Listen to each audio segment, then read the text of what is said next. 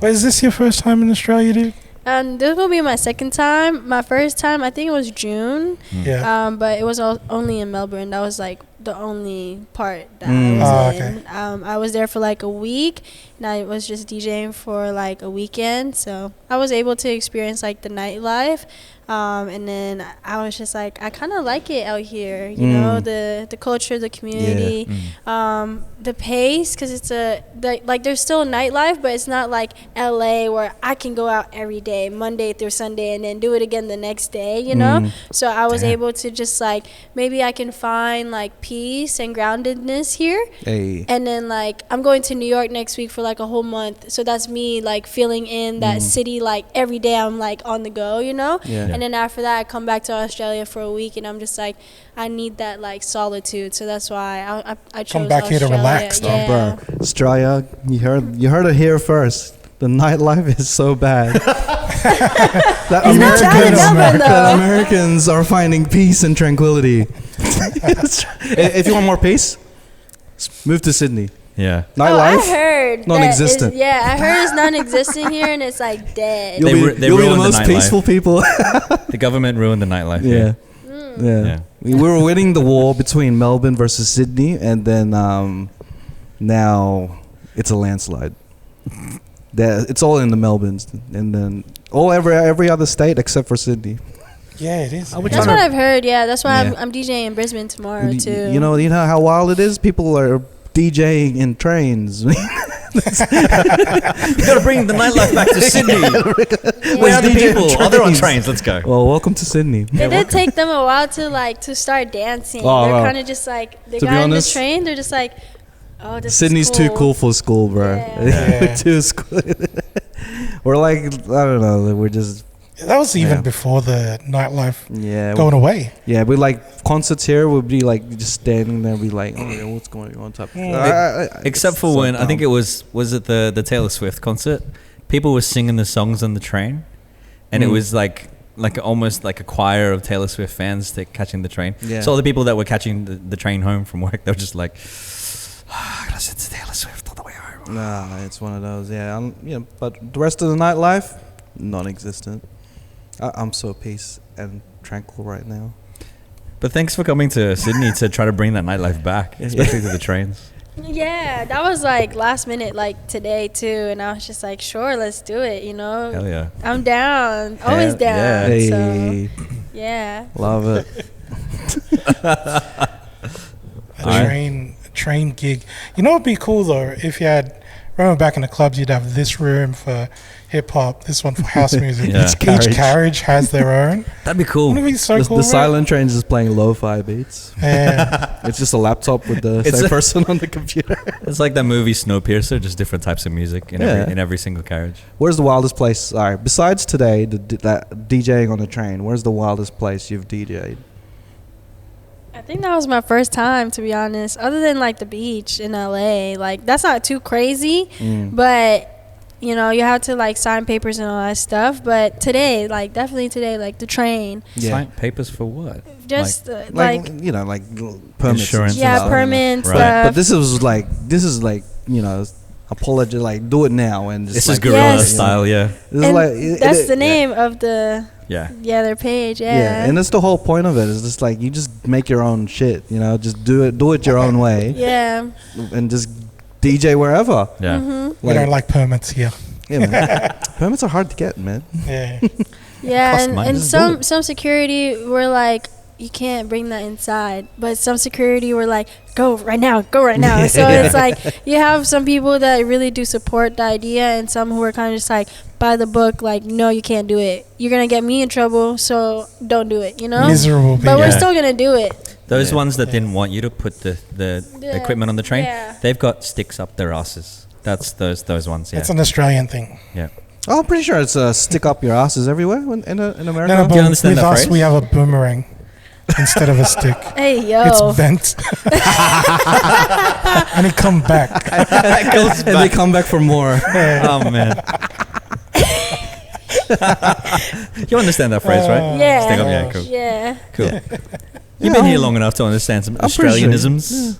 Some. Well, what have you learned so far? So in America or like in LA, I say like Bussa Yui, and you guys say Chucka Yui. I heard it was Pop a Bitch. Pop a Bitch was what we heard. Oh, that's another one too. But me, I say Bussa Yui. What's Pop a Bitch? Pop a Bitch. Flip a bitch, Chucka Yui. Yeah. Pop a bitch like right now. Yeah, and then Pop a bitch right now. Yeah. We'd be driving and like, man, we missed a turn. Go flip a bitch. We're like, what? Flip a bitch, like turn around. I'm like, what? It sounds so offensive. Bro, flip a bitch, bro. If Usher could change his lyrics, bro, put your hands up, bend your knees, pop a bitch in the circle, get down with me. That'd be fucking sick, bro. You're so Filipino. You can literally sing. I like watched you guys' videos before. Yeah. I do it for the compliments. Salamat. That was a good one. All it takes is, it doesn't take much to get Raph to start singing. I'm in a good mood today, so like it's gonna karaoke. be fun. It's gonna be hilarious. Yeah, dude. And thanks for wanting to go on the podcast. Like, yeah, you hit us up. You're like, yo, can I go on the podcast? Like, yeah, but we're Australian based. Like, don't worry, I'm moving to I'm moving to Australia. And I was like, all right, cool. Yeah. You heard it first. DJ Pia moved to Australia for the Cheatcoders. One of the reasons. For real? Damn. Well, you're here for one day, and I'm pretty sure you just came to Sydney to stop. Like, tomorrow you're in Brisbane. Yes. You came to Sydney just for the Cheatcoders. Yes. That's it. Yes. For real? Oh Yes. man, I was just kidding. That's sick. Yes. That's Humbled. Okay. hey. He also had. Can I? No. This is my time. Don't want to abuse it, bro. Come on. I can't. I create the vibes with this one. You spent time making noise on a train. Oh, yes. This is Rap's time. This is my time. You the DJ. Yeah. Give it to you. I'm sorry. You can call me DJ Lumpia B. Wow. Did you just get that out your? You know. It's the, Lumpia B. In that case, let's start the show. Was that not the show? No, that was just pre-talk. Oh. That's recorded as well. But yeah, now we're getting into the crux of the things. Hey, Papa bitch. Who are you? I thought we had mentioned this Papa I've bitch never. before. Really? I think we might have. Yeah. Alright, I'm gonna say it on my chest. Welcome to another episode of the Cheatcoders podcast. My name is Raph. This is episode number 294. 294. And I'm here with my usual suspects of Don Doing Stuff, representing the Filipinas on his chest. What's doing? And on to my right is Beige Hat himself. Hey, back on the page. Pinoy's from the hood. And what he means is the hood of the car. He just likes to lean there and be like, yo, I'm Pinoy, bro. Bro, we're all Filipinoed out today. Like, all of us are Filipinoed out today. And I got my shirt all the way from Numps. Shout out to Nump all the way in the Bay Area. And I'm here with a special guest, which makes it a very special episode. If you like dancing, if you like DJs, she's a dancing DJ, so you will like her. I'm saying that really slow just in case you don't understand. And she's straight from America, straight from LA, all the way down to Sydney just to see the Cheatcoders. Hey. Don't get a big head, guys. Too late. It is DJ Pia B. Pia. Hey. So far, Sydney's a better city than Melbourne. So far.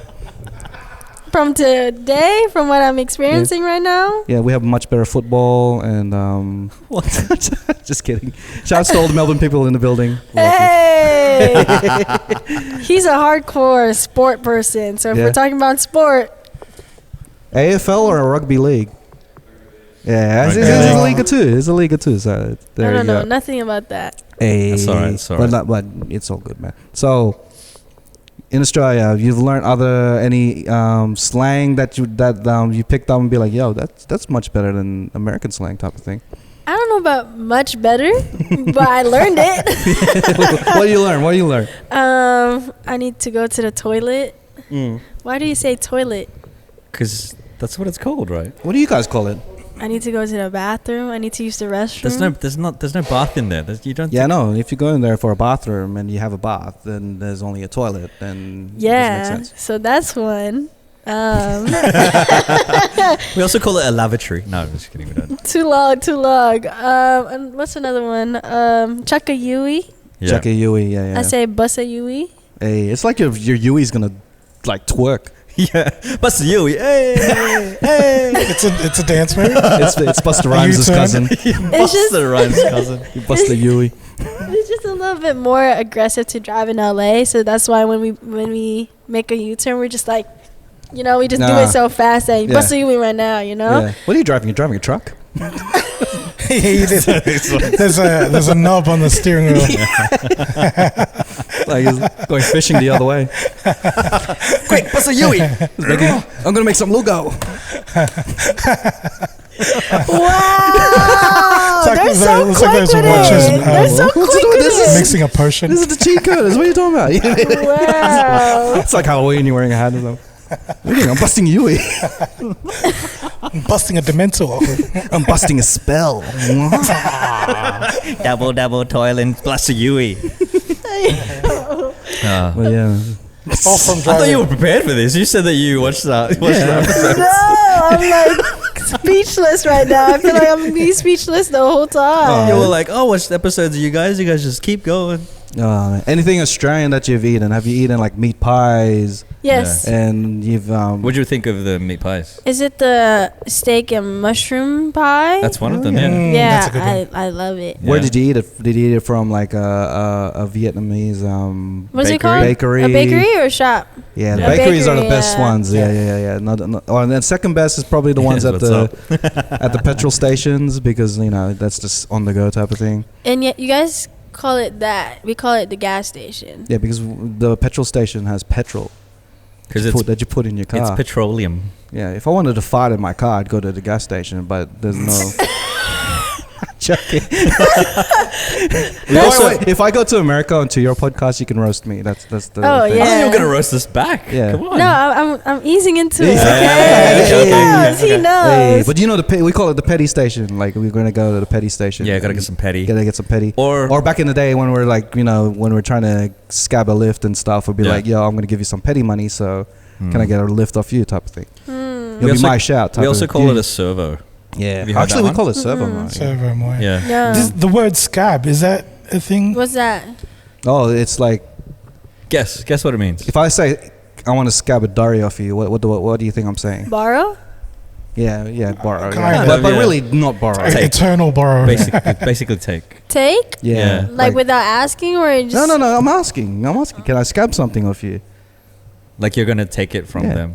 Or you can call me a scab. Be like, this guy takes too much, and he's like poor and stuff. Yeah. Oh. No, Scab. I've never heard of that. I hear cunt a lot though. Okay. Yeah. Hear what? Yeah. Cunt. What? Yeah. Cunt. She uses a hard T. Yeah, on the this hard one. There's T a hard makes it- T. Yeah, on that. they were teaching me. They're like cunt. Cunt. We made her say it like 5 times just in one go. She's trying to say what the Americans say can't, and we say can't. Yeah. No, Yeah. like cunt. Like. Oh, I was like- trying to say like you. shit But cunt, if you want, like- okay. Oh, we know Shit what you're cunt. saying. We know what you're saying. Yeah. Oh, okay. We're just trying to make you say it more. That's Oh all my it is. gosh. It's the word before it that decides if it's a bad word or not. Yes, somebody Yeah. taught me that. Yeah, Yeah. like shit cunt or like what else? Sick cunt. Sick cunt. We're not gonna be talking about cunts on the first 10 minutes of the podcast, are we? I mean, she brought it up, All so. right. You didn't ask me a question. I'm just answering it. Yeah. That and then Touche. Now we and have no then monetization. you guys Just bleep it. you guys put gas first and then pay. Unlike in America, like we have to put the gas first. I'll pay first. Yeah. Or pay first and then What do you mean? Do you go inside and pay, and then do you go outside and then you? yeah, and then then they'll get your give you change. like access and like they like press buttons and then now you can get gas. So you have to kind of guess how much gas or petrol you're gonna. That's why it's this. It's kind of like that in the Costco's. Right. Costco, when you go to petrol Yeah, you put station your at card Costco, in. you put your card in and then you put the amount that you're gonna put in, and then it just puts it in. Yeah. Right. Yeah. Let's start rolling it back to the beginnings of DJ Pia B. When did you first start DJing, and when did you find out that this is my thing? I started DJing 2 years ago, February 2022, I think. I was like in a transition in my life where I just didn't want to dance anymore. I was doing it for like 17 years of my life, ever since I was like back home in the Philippines, like parties, like go dance right now, we'll give you money, you know, like that's how I started within dance. And I just fell in love with it more, like as much as I can when I grew up. And then after that, like I was just like, I need something to do, like something else to do, you know. And so I was like, let me just transition into DJing. I bought my first DJ controller. I have a video where it's like, it's so bad, I was just pressing buttons and my transitions were bad, and I was just like, wow, like maybe I can do something with this, you know.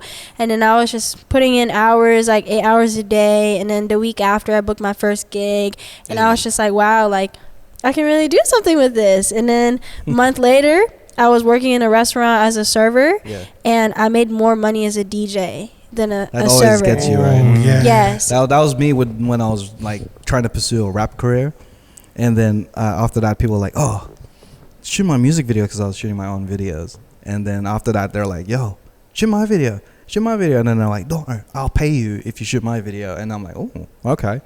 And then it starts paying. I was like, "Hey, I've earned more shooting videos than I did rapping. Then I'm gonna change careers and stuff." Yes. And so it's the money thing kind of like it's a bonus, but at the same time you really need to eat, right? Yeah. To continue what you love doing. So with the dancing, you weren't earning as much, as like it was very hard to get paid for dancing. Yeah, your aunties and uncles weren't paying you enough money.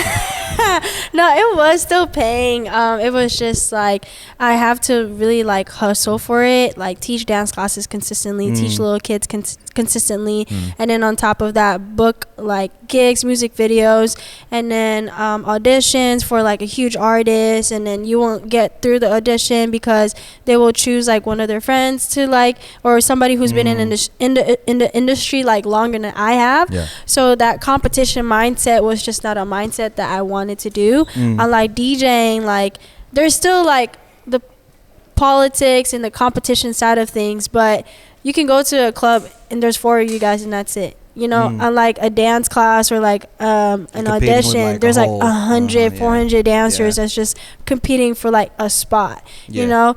And to me, dancing is a passion of mine as an outlet, not really like I'm chasing this for like money. And full circle moment, now I'm a dancing DJ. Now I could use dancing and all the training and all the money I've put into dancing into me being a dancing DJ. So that's like the full circle moment. But I did take the time more to be a DJ.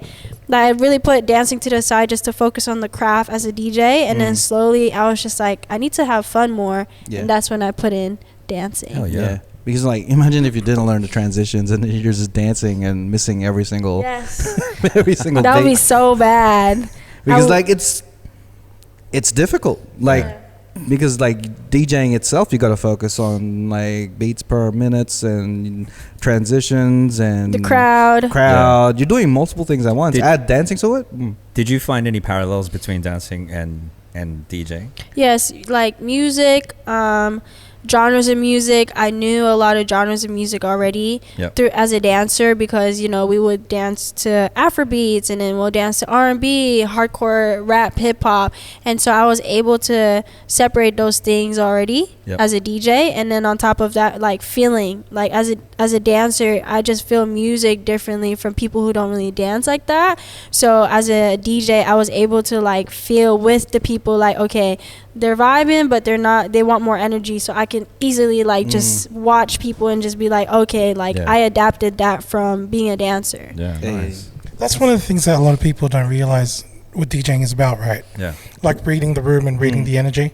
So yeah, I mean, when you were saying that, you know, putting 8 hours a day going through that craft or doing the transitions, that's kind of like the like fundamentals, right? But the advanced bits, when you've got a crowd that you've got to move, that's the part that's harder to teach someone. But being a dancer, like you know the energy from music, and like you said, you're familiar with different genres. it really falls into place with where you are right now. Yes, it That's does. awesome. And trying to find the way to, because you're not doing like set mixes like you probably sometimes will, but when you feel that the crowd needs to go another direction, trying to lure them into that other direction and then trying to mix it in and blend it with what you already have, that's tough, man. Yeah. Like I commend all DJs who can change a room by just what they play and stuff. So like, yeah, props to that. Like, was there a particular transition that made you like that stands out to you? You'd be like, oh, once I made that switch of a song, everyone went nuts, or like I changed the mood of the room into like what it was before by playing this song. Yeah, one of my videos, I did a transition from Tyler to Timbaland, and that one like really changed a shift into my social media, and that's how like a lot of people like found me. Even Blake, like he found me through that video on Instagram because it blew up, and they're like, wow, like that's really cool, because not only I was transitioning like on the spot, but I was also like dancing, so like that feeling through the phone, a lot of people really felt that, and so I just took that formula, and I'm just like, okay, I'm just gonna keep doing that. So yeah, I love like you're leaning into the dancing thing, because like you got to stand out in a room full of a saturated environment. Yes, you got to make yourself stand out, and like dancing is like people like probably be thinking, man, I should have done that. I should have thought of that. It's such a simple concept. A dancing DJ, like it's crazy. Like usually the DJ dance moves are like pointing up. Yes. Or like this is the one. Like pressing a button. It's just like. Or throwing a cake. Yeah. Are there any other like dance moves that you could teach us? Like simple DJ dance moves. What's your favorite go-to? Yeah. The ocho ocho. The ocho ocho, yeah. It goes with what you're wearing. Yeah. I've been doing the ocho ocho when I'm DJing. Oh, yeah? Hey. Yeah. Have you played the ocho ocho? Yeah, 100%. Yeah. Even when I was in the Philippines, I was playing the ocho ocho, but some of them were looking at me crazy because they're like, why are you playing this at the club? And I'm like, are you kidding? This is my tita's music. Yeah, this is our culture. We're like budots over here. Yeah. That too. I am trying to slowly like ease into the budots part, because I think that's growing. Especially on TikTok. Like I only learned about that. I only learned that he had a name like this year. Like I've been hearing it all this time when I was like watching the Philly channel and when it was like Wow and stuff. I was like, I didn't even know there was a name for it. I was like, oh shit. Growing up in the Philippines, like I lived in a small village, and like in that village we have like a basketball court like in the middle of the village.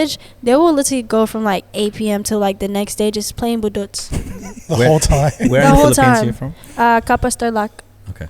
Yeah. Tarlac. Yeah. Dude, my family's from Tarlac. Yeah, my dad's Kapampangan. Hey, bro, you guys are brothers and sisters. Yeah, we're probably related. Cousins. Yeah. Hey, you're probably the one that's budots all night. Yeah. Man, budot sounds like someone's having. Budot sounds like someone's having a rave inside an ambulance. That's what budot sounds like. Yeah, and you can't find the shampoo that's on your hair. So you're trying to rinse off the soap when you're showering. Can't rinse it off. That's why he has no hair. He's been budoting too much. Just keep rubbing He my just head. budots his hair off like it's crazy. Yeah. Hey, I'm taking notes how fast you be roasting each other. I thought Americans does that. Like they're like constant like. We do. Like I said, I just needed to like get comfortable. Yeah, you will. You will. No, it's fine. You will. You're good. You're good. So let's get into a segment so she gets a bit more comfortable. Let's start off with. What's doing? Check. Always doing that stuff. Always. What's doing? What's doing? What's up? White Hungarian salami. White Hungarian salami. I got a few things that I wanted to talk about today. There's like a lot of stuff that's happening in music, and it just seems like there's more and more like people coming out with music and stuff. The first thing that I wanted to talk about was the fact that basically all the original members of Blackpink are trying to like take over the scene again with releasing their songs, and also there is a certain somebody who made a little song called Friday, who's like coming back into the music scene with a boiler room set. Have you heard about this? I have Rebecca not. Black Friday. Oh, You know the song that goes Friday, Friday. Yes. So she recently did a Boiler Room set, and now she does I guess it's like EDM or dance or even like electronic type music. And she came out with an album. She's like, you know, a DJ now and also a singer. Hey. So she never stuck with music after that video, right? Apparently she got bullied in school because of that. Obviously, that song. The internet was bullying her for that song. You know what I mean? So she was one of the first like viral but terrible things in YouTube and stuff. Because she was just a kid. Yeah. She was just a kid, and then like somebody was like, okay, yeah, we'll produce these kids and make songs off of them, and then that song was it's like, giving kids bop. Hey. It was terrible, but it went viral. You remember it? Like everyone remembers it. Like And then she remixed Friday with Charlie XCX Apple or something like that. Or 360, one of her new songs. And I was like, this is crazy. And her music's actually like really, really good. It doesn't sound like Friday. Can we listen to some?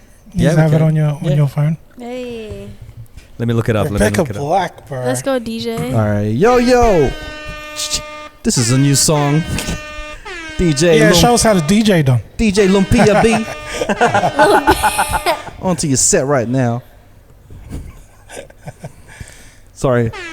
I'm still loading the track. My Serato's broken. Give me a second. Hey, shout out Serato user. Hey. I think in America they call it Serato. Serato's, right?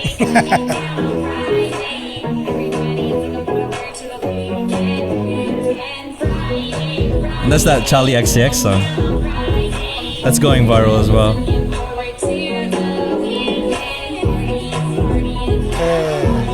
And like the crowd is going nuts for it, man. They love it. Guys, it was a viral song. Yeah.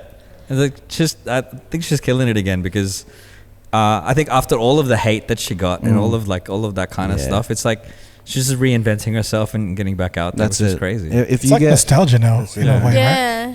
That's it. That's gonna be stuck in my head all night now. That remix? That song in general. You're gonna play it in Brisbane, Last Song Syndrome. Oh my gosh. If you can make something that people like hated and then turn it into something good, do it, man. Like if you get hate comments in your reel or your video, turn it into a t-shirt. You know what I mean? Yeah. Ooh, I've gotten one. A hate comment. Let's talk about hate comments. Ooh, let's go. All right. This section is called "Hate is Gonna Hate," but Serato is gonna serate. All right.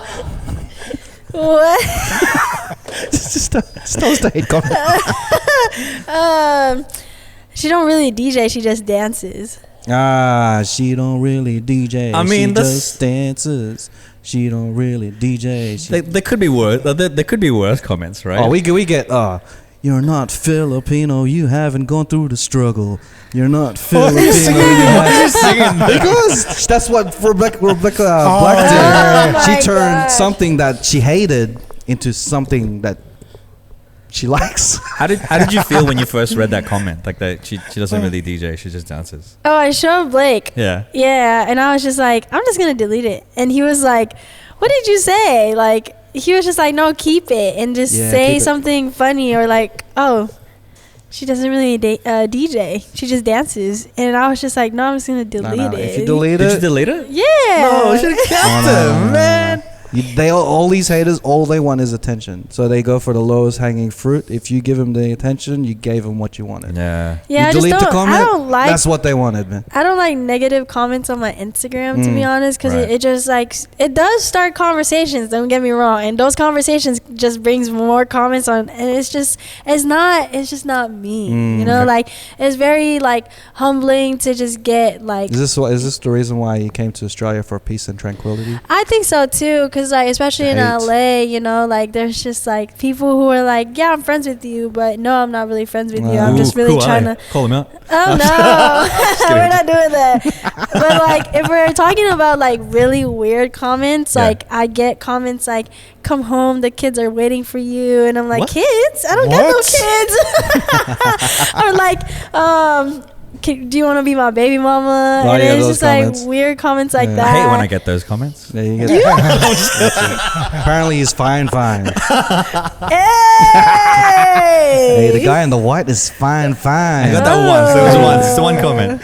Shout out to whoever that is, by the way. Thank you. Hey, let me ask my cousins if they're single. It was a couple of times here. He also dances the budots, everyone. So if you want a man, Who dances budut? dances budots, bro. With his budut. Now you gotta play a budut song. You gotta do it. Hey, bro. No. Later. Save it. Any other hate comments you've been getting? Yeah. I think that's about it for right now. My page has been like I said, I just want to attract like good energy, positive energy. But one day, like I already know it's gonna come no matter what, and I can't control that. So I'll come back here and I'll be like, hey, I have hate comments. I know when you come back to Australia, it's like, oh, the hate's getting to you now. Yeah. So We'll go through the hate comments together, and then we'll help you troll them all. Like we'll just. I don't just even give you the troll him. I phone. give him no attention. Like I love hate comments. I don't give him no attention. I love it so much.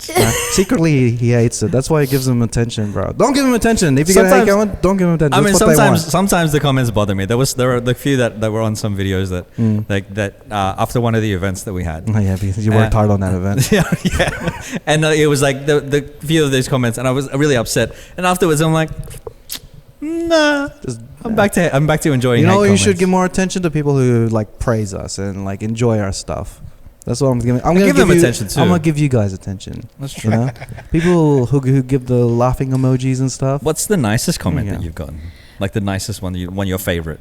That I inspire people, Hey. and Nice. that there's also people who can really correlate to the journey I've been in, and being Filipino is one too. Like every time I go somewhere and they're like Filipino, that to me that just brings a lot of joy, because I'm definitely the only one in the family who's bringing a legacy. Like if I was to really showcase like my family, there's no one pursuing DJing or acting or like singing or any of that. So it's just like bringing that back into the family is just something that I really want to accomplish. So yeah. And you're doing it really well since like you only been DJing for like 2 years. 2 years, yeah. And Killing it. You Thank haven't reached you. your peak That's yet. massive, man. It's crazy. Like I've seen, like you just pop up on my feed just dancing like out of nowhere. Like, and then I just realized like, like when you messaged us, I was like, okay, I will check who this person is. And then I saw, okay, and now I know who it is because I've seen your reels pop up out of nowhere and all that. So like, It's really cool that you also like rep the Philippines. yeah. Yeah. Like, you rock up. You're wearing like I Filipiniana know. on Yeah. the podcast. Shout out Mestiza. Hey, Yeah. we didn't know you were gonna dress up. Feel so underdressed now. Yeah, I literally brought this because I feel like I haven't worn it in like a way of like I need to like really represent. Like one day, of course, I want to wear this in like a bigger club, and it's just like I want to wear it that way.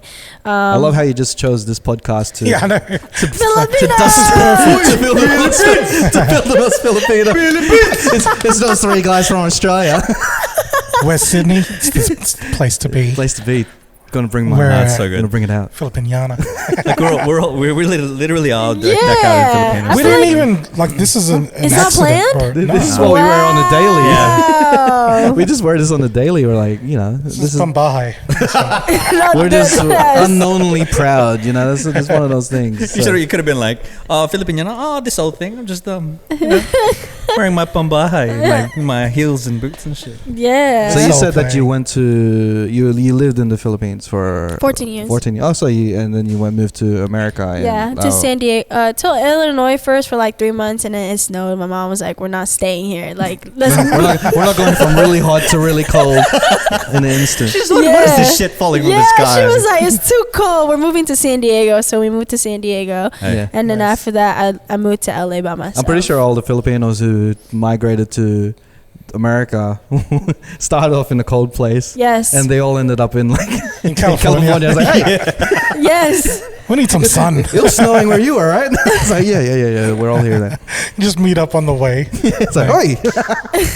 Too cold? I reckon they never planned that shit. They were just like, yo, this seems to be the hottest area. Yes. And we'll just go there. And then, It's like we like shaved ice, but we don't like shaved ice that much. Right? Yeah, no. We don't. We like halo like minimal at this point right now. But like with the move, like was it with family or it was with your mom? And then my mom, my dad, and my siblings. So I have a younger brother, and an older sister. So the transition from the Philippines to America wasn't like a tough transition because it's been like talked about growing up. Like ever since we were younger, it's been explained to us by our parents. Like it was a goal. We're saving up. We're not staying here for long. Yeah. And then I think the hardest part was letting go of our house that we grew up in. Yeah. 14 years is a long time. Yes. Yeah. And then also like our car that we grew up in too, because like that was a truck. Like we didn't have fancy cars. That's or why any she of sounds that. like this. Yeah. So we had like a delivery truck, and then my dad just like formed it into like, it looks like a jeepney, but you can like close the doors and the windows and stuff like that, you feel more homey with the truck. And once me and my siblings saw that truck like drive away, that it wasn't ours no more, that's when it hit us. That was like, oh yeah, like. But then when you saw the Mercedes Benz in America coming through, I wish. and then you'd be like, yo, I could live like this. Are you paying? You want to buy me? When a Honda Civic pulled up, like, oh, I guess this is America now. Oh, damn. It's a taxi. Like, my car was a Honda Civic. Yeah. Hey, there you go. I think we all had one. Yeah, at one point. we all had one at one point. Part of growing up, man. We get tule, and then you don't get tule. It's You weird. That's circumstances. and then you get Honda Civic. Whoa. It's part of manhood, bro. Yeah, you know all about that. Yeah. But with It's an the exchange. When you moved to Honda dealership. So you said you moved to LA, like that would have been Get a mad massive discount. culture shock as well, right? Because like LA, I've visited there, but it just seems like hectic as well.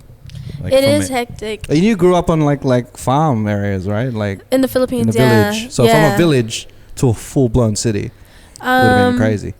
I feel like San Diego introduced me to like America already. That's why going to LA by like 15 years old to like start dancing and take dance classes there, 15, 16 years old, I wasn't as shocked. But I like the pace. I'm like, San Diego's a little bit too slow. Like I come there and there's like so many opportunities where I'm like, wow, like I like this a lot, you know? And if I was to like come back in the Philippines and like, you know, if we didn't move, I did see myself moving to Manila. Like if we didn't move to America at all and we stayed like in Tarlac, and then okay, time to go to college. Where are you going to college? Oh, I'm going to Manila, you know, because that city life, I feel like that's it was in your dreams already, yeah, right? it's in my dream and it's embedded in me. So I feel like like LA wasn't really a shock to me. I feel like the more I grew in my industry, that's when it was starting to be more of a shock, because Hollywood and like walking in the streets of Hollywood, there's a famous person in front of you and that's just natural normal, and just normal. And then like the speed of like we're going out into like 5-10 different places in one day, and I'm like, what? Like we can do that? That was like the shock at first, and then I just adapted after. I'm like, okay, I could do this, you know? So yeah. Hey. Wow. So like you just fit in the mold. You were just ready for it. Like you just dove in and be like, you know, I'm gonna do my dancing. I'm gonna do pursue my dreams. And so then how long after that was when you started to be like, yo, I think I should move into DJing? What was that period of time where you stopped dancing? I think it was just like a couple months. I feel like I was starting to really think about my own life of like, do you really see yourself like dancing? Because the goal was to dance for like Chris Brown. Like that was like the goal. I'm like, I really want to dance for Chris Brown. Shout out to my friends that are dancing for Chris Brown now, you know, like they come to my parties all the time in LA. I appreciate them for that as a DJ, you know. But that was the goal. And then I started to realize like, is that really your passion? No? Okay. Focus Maybe on, you should DJ for Chris Brown. That's the goal too. Hopefully like one day Chris Breezy, hit us you hit her know, up. I can, you know, DJ for him, and I feel like I'm getting there, like getting close to there, especially like what I said, you know, my friends are already dancing for him and they come to my parties. Already, so And but I'm not trying to rush the process at all, like, you Make know, it organic. yes, connections, and I feel like social media is so big. I feel like one of the people from his team probably saw like one of my videos already. Sure. To be honest, so it's just still like talk that shit. Yeah. Yeah. Yeah. Pretty sure Chris Breezy saw one of my videos already. We're on a first name basis. I call him Breezy. Hey. Lara was doing that, hey? Yeah, she calls him Chris. You know Lara. You know Chris. Yeah, Lara. Yeah. Like, that's our which goal Chris? as well. I'm like, that's like within the 2 weeks, 2 people have told us like they want to like either perform with Chris Brown or dance with Chris Brown or DJ for Chris Brown. I'm like, I want to do a podcast with Chris Brown. yeah, we'll just do it. I want to talk Filipino stuff with Chris Brown. I think he'll like that because like he has partners that are Filipinos. Oh, there you go. Really? He probably knows more Filipino than we do. For sure. But yeah. Oh man. Okay, so Kuya Breezy. Kuya Breezy. Kuya Breezy. The Kuya Breeze. He's gonna make a song called Hoy. Tell me, Pare, have you seen her? Anyway.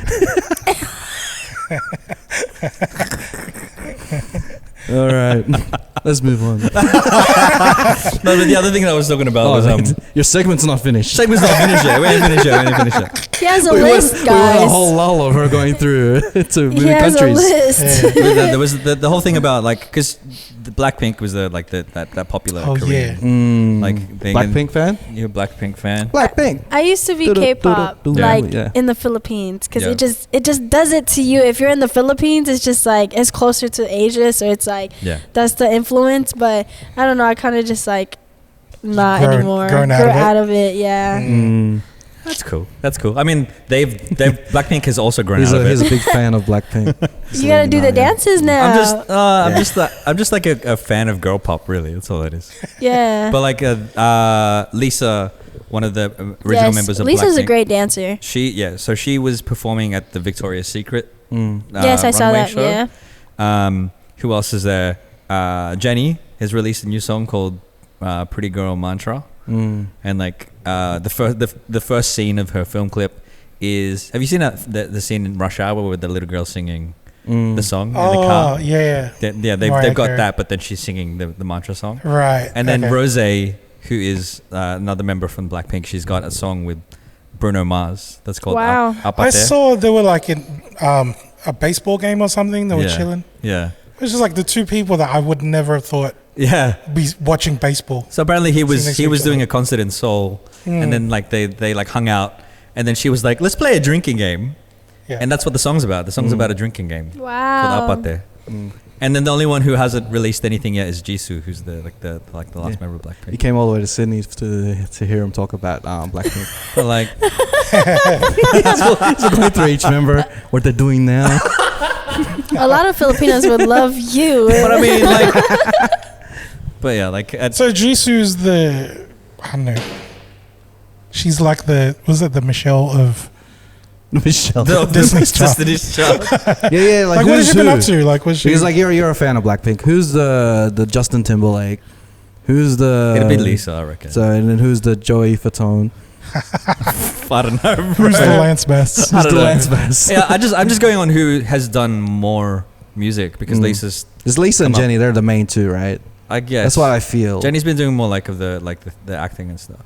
Nah. Did you have a favorite K-pop? Like you said, you were into K-pop in the Philippines. Did you have a favorite K-pop? 21. Right, 21. Yeah. And then who's that? There were these guys, Top and Big Bang. Big Bang, yeah. So those are the people I was listening to, and like even in school, like in the Philippines, like you know how we would perform at school, we would copy like K-pop dances.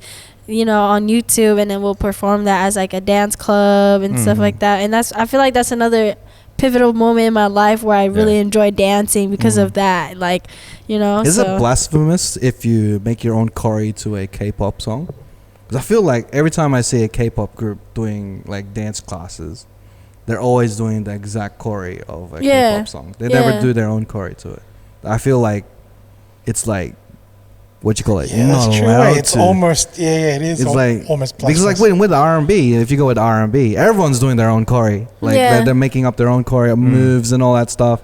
And then when you go to K-pop, evereveryth's all this same. It's like so engineered that the dance has to be the same for the song. I'm like, it's like I feel like it's a conspiracy. You know what I mean? Like I don't know. Like I mean, yeah, K-pop is meant to be like it's engineered from the get-go. They train these like like artists and stuff to dance, to sing, and every little thing, like all of the dance moves are meant to be catchy and. But I'm just waiting for like specific to that song. I'm waiting for a dancer to be like, "Yo, I'm gonna make my own dance moves to this song," rather than just do their usual choreo on the song. I feel like there's still some dancers like that makes choreo within a song, just in general. But those dancers or like the fans of K-pop, like fans, they're just ruthless, aren't they? They just like copy the dance from those like K-pop music videos because they're just like hardcore fan. But I feel like if you're an actual like dancer, you train and you like teach dance classes, I feel like they still have like they make choreo. I've seen it before. Yeah. Especially like to Lisa songs, I've seen it before too. So, but. I don't know all the other girls, but Lisa, I do. I've seen her like dance. She's such a good dancer. Her essence and her confidence is just like on top, So yeah. Hey, any other K-pop groups? Big Bang, 21. Was 21 the one that sang Nobody? Was that Nobody? No, it's something girls. Yeah, something girls. Right. Yeah. Wonder Girls. Yeah. The whole, because up until like a few years back, you were really into dance, and then again, like you said, transitioned into being a DJ. When the whole TikTok thing came out, like TikTok dances, you as a dancer going like, "The fuck is this bullshit?" Like, is that why you were like, maybe I should start DJing? There's a part of me, that I couldn't keep up with it at all. I was just like, no, like I'm not gonna hop on this trend at all. And I feel like at that time that was just like my dancer ego who's just like, no, like I'm an actual dancer, like I'm a professional. I pay dance classes to be a dancer. And then now we have all these TikTok dancers just like on TikTok. 3 million views. No, it'd be funny. You go DJ on Serato, and then you get the people on like actual like vinyl and be like, she's not a real DJ. She's basically, that's basically it too. There's always going to be someone who's going to be like, you're not a real DJ. Or, you're not a real dancer. There's always going to be someone. You're not a real DJ if you don't play like real vinyls. You don't have crates and all that stuff like that. Yeah, but my mindset has changed now. I'm like on TikTok. I'm just like, let's do this dance. Like with my best friend, I'm like, let's try to do this dance. Like, it's fun. It's funny. And then we do it at the club now. Like if I play a song and it's a TikTok dance, and if you know the dance, it's just it's easier than just be like, yo, let me just turn off the song for a second. So I'm gonna teach y'all a new dance move. They already know. It's already important. I kind of think that maybe TikTok has helped that process of you being a dancing DJ, because everyone kind of like. Do you research on TikTok and be like, okay, is there a dance for this particular song, and then I'll bust it up in the next time I'm on a set? Sometimes I do, but sometimes I create my own choreography now. That's where me starting to put in more of the dancing, the training that I've done before. Like even my recent videos of me dancing, like those are some of my choreography I made in a dance studio. Call up my best friends back in LA, like, hey, like Kayla, Autumn, like I need you guys at the studio tonight. I have a party tomorrow. Let's do the choreo, and then it's just like it's done. That's crazy. So man. That's cool. It reminds me of the movies, how like they play a song and then all of a sudden everybody's like dancing in unison. Like, well, how do they know that? A flash mob? Yeah, like that. Like, how do they know that this like the dance moves to this? And they're trying to like. I don't know what they're doing. That was pretty good. Hey, you say that? Approval. Thanks, dude. He's going to practice it at home for sure. I'm still going to be doing this the entire time. It's going to be... I forgot the joke. Don't worry. What's your... Do you have a favorite song that you've ever made choreography to? Do I? Yeah.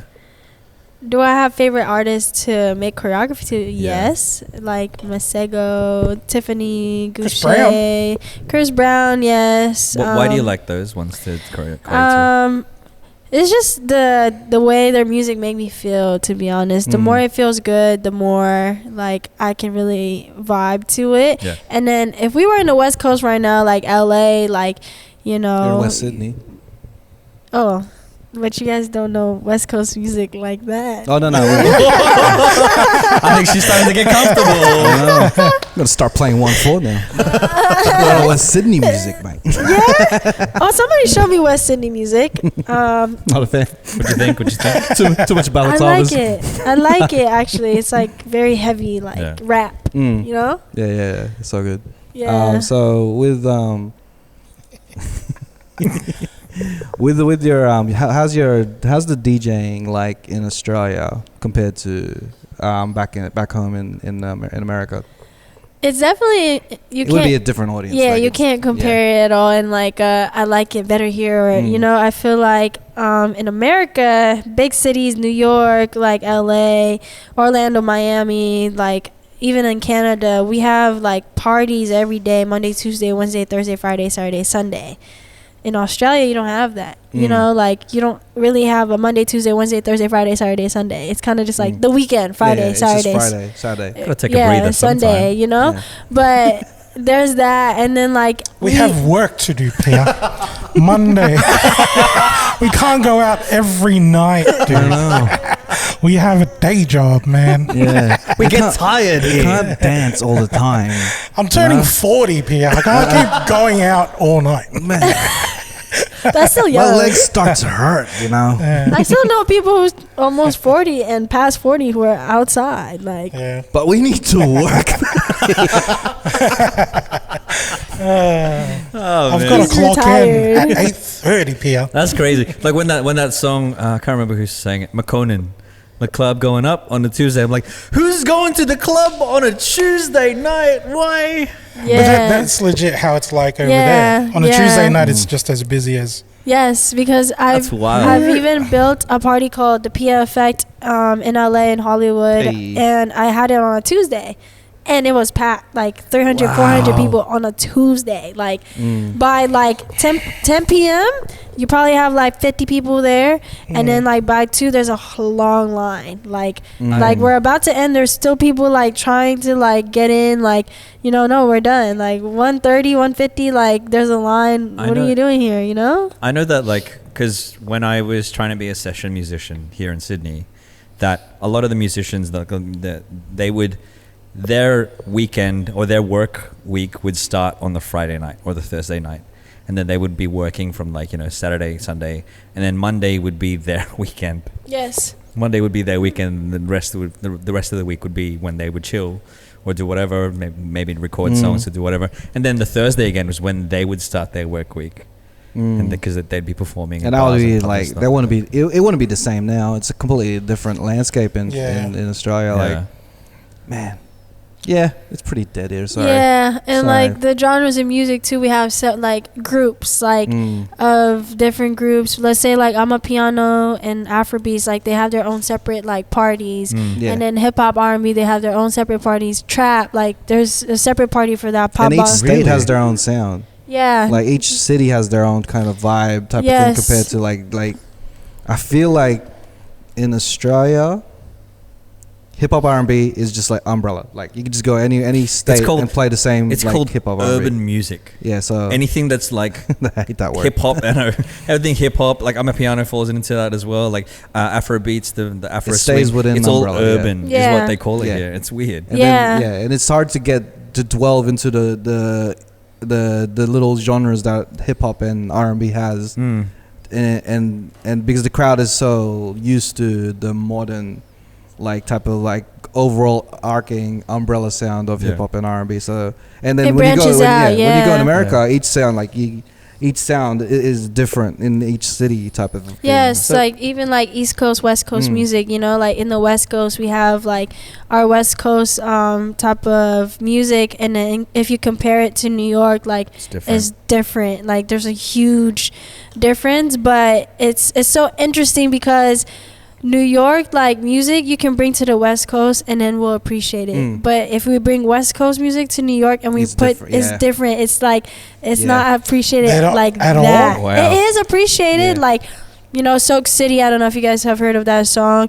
That is like the main one. Like, of course, we'll have like, you know, Tell Me When to Go, or like the old school like E40. But But, yeah. like the new school now, like it's definitely there's still a Still separation there, Yeah. you know. Yeah. Very just because New York likes its own New York. Yes, Very New York-ish yes. type of thing. And it's just the energy that New York gives is just like you'll catch on to it and you're just like, wow, like this actually like feels good, you know. So not that the West Coast music don't feel good, because we have our own little dances for like West Coast music. So yeah, like I see that separation, and I feel like that's another thing, like another reason why I'm going to New York like for a whole month, because I need to study that again. Because you know, like over there, you know, there's something we call slizzy, which is like R&B, like sexy drill. So over there, I could play like 5 sexy drill, and the crowd knows it.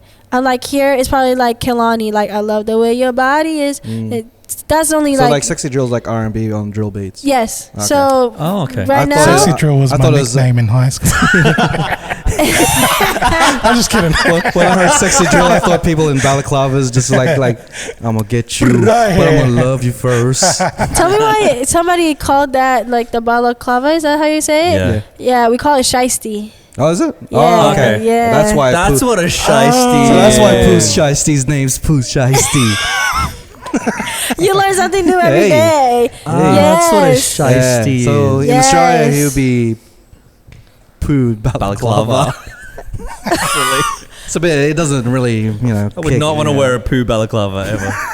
Ooh, this balaclava smells for some reason. It's a balaclava with Winnie the Pooh on it. And very nice. Yeah. But like, yeah. So yeah, that's like the first time, because I've been saying that in my head all this like time, like drill beats would be good for R&B, and like because it's very slow and you can really sing on that stuff. So knowing that there's a whole genre about sexy it. drill, yeah, you don't have to Sexy make drill like heavy all the time, you know, like the UK UK drill. I love UK drill because it's like heavy, but Sydney's drill is very influenced by UK. UK drill. Super I've influenced. heard. Yeah, I've heard. Like what I said, somebody have showed me like a couple artists from, you know, from Australia too. But that's like the separation. And then on top of that too, like you can really build a party there and people will really like come. I feel like here in Australia, you have to like build it. Like you have to take a couple You have to make a movement. Yeah. It takes like,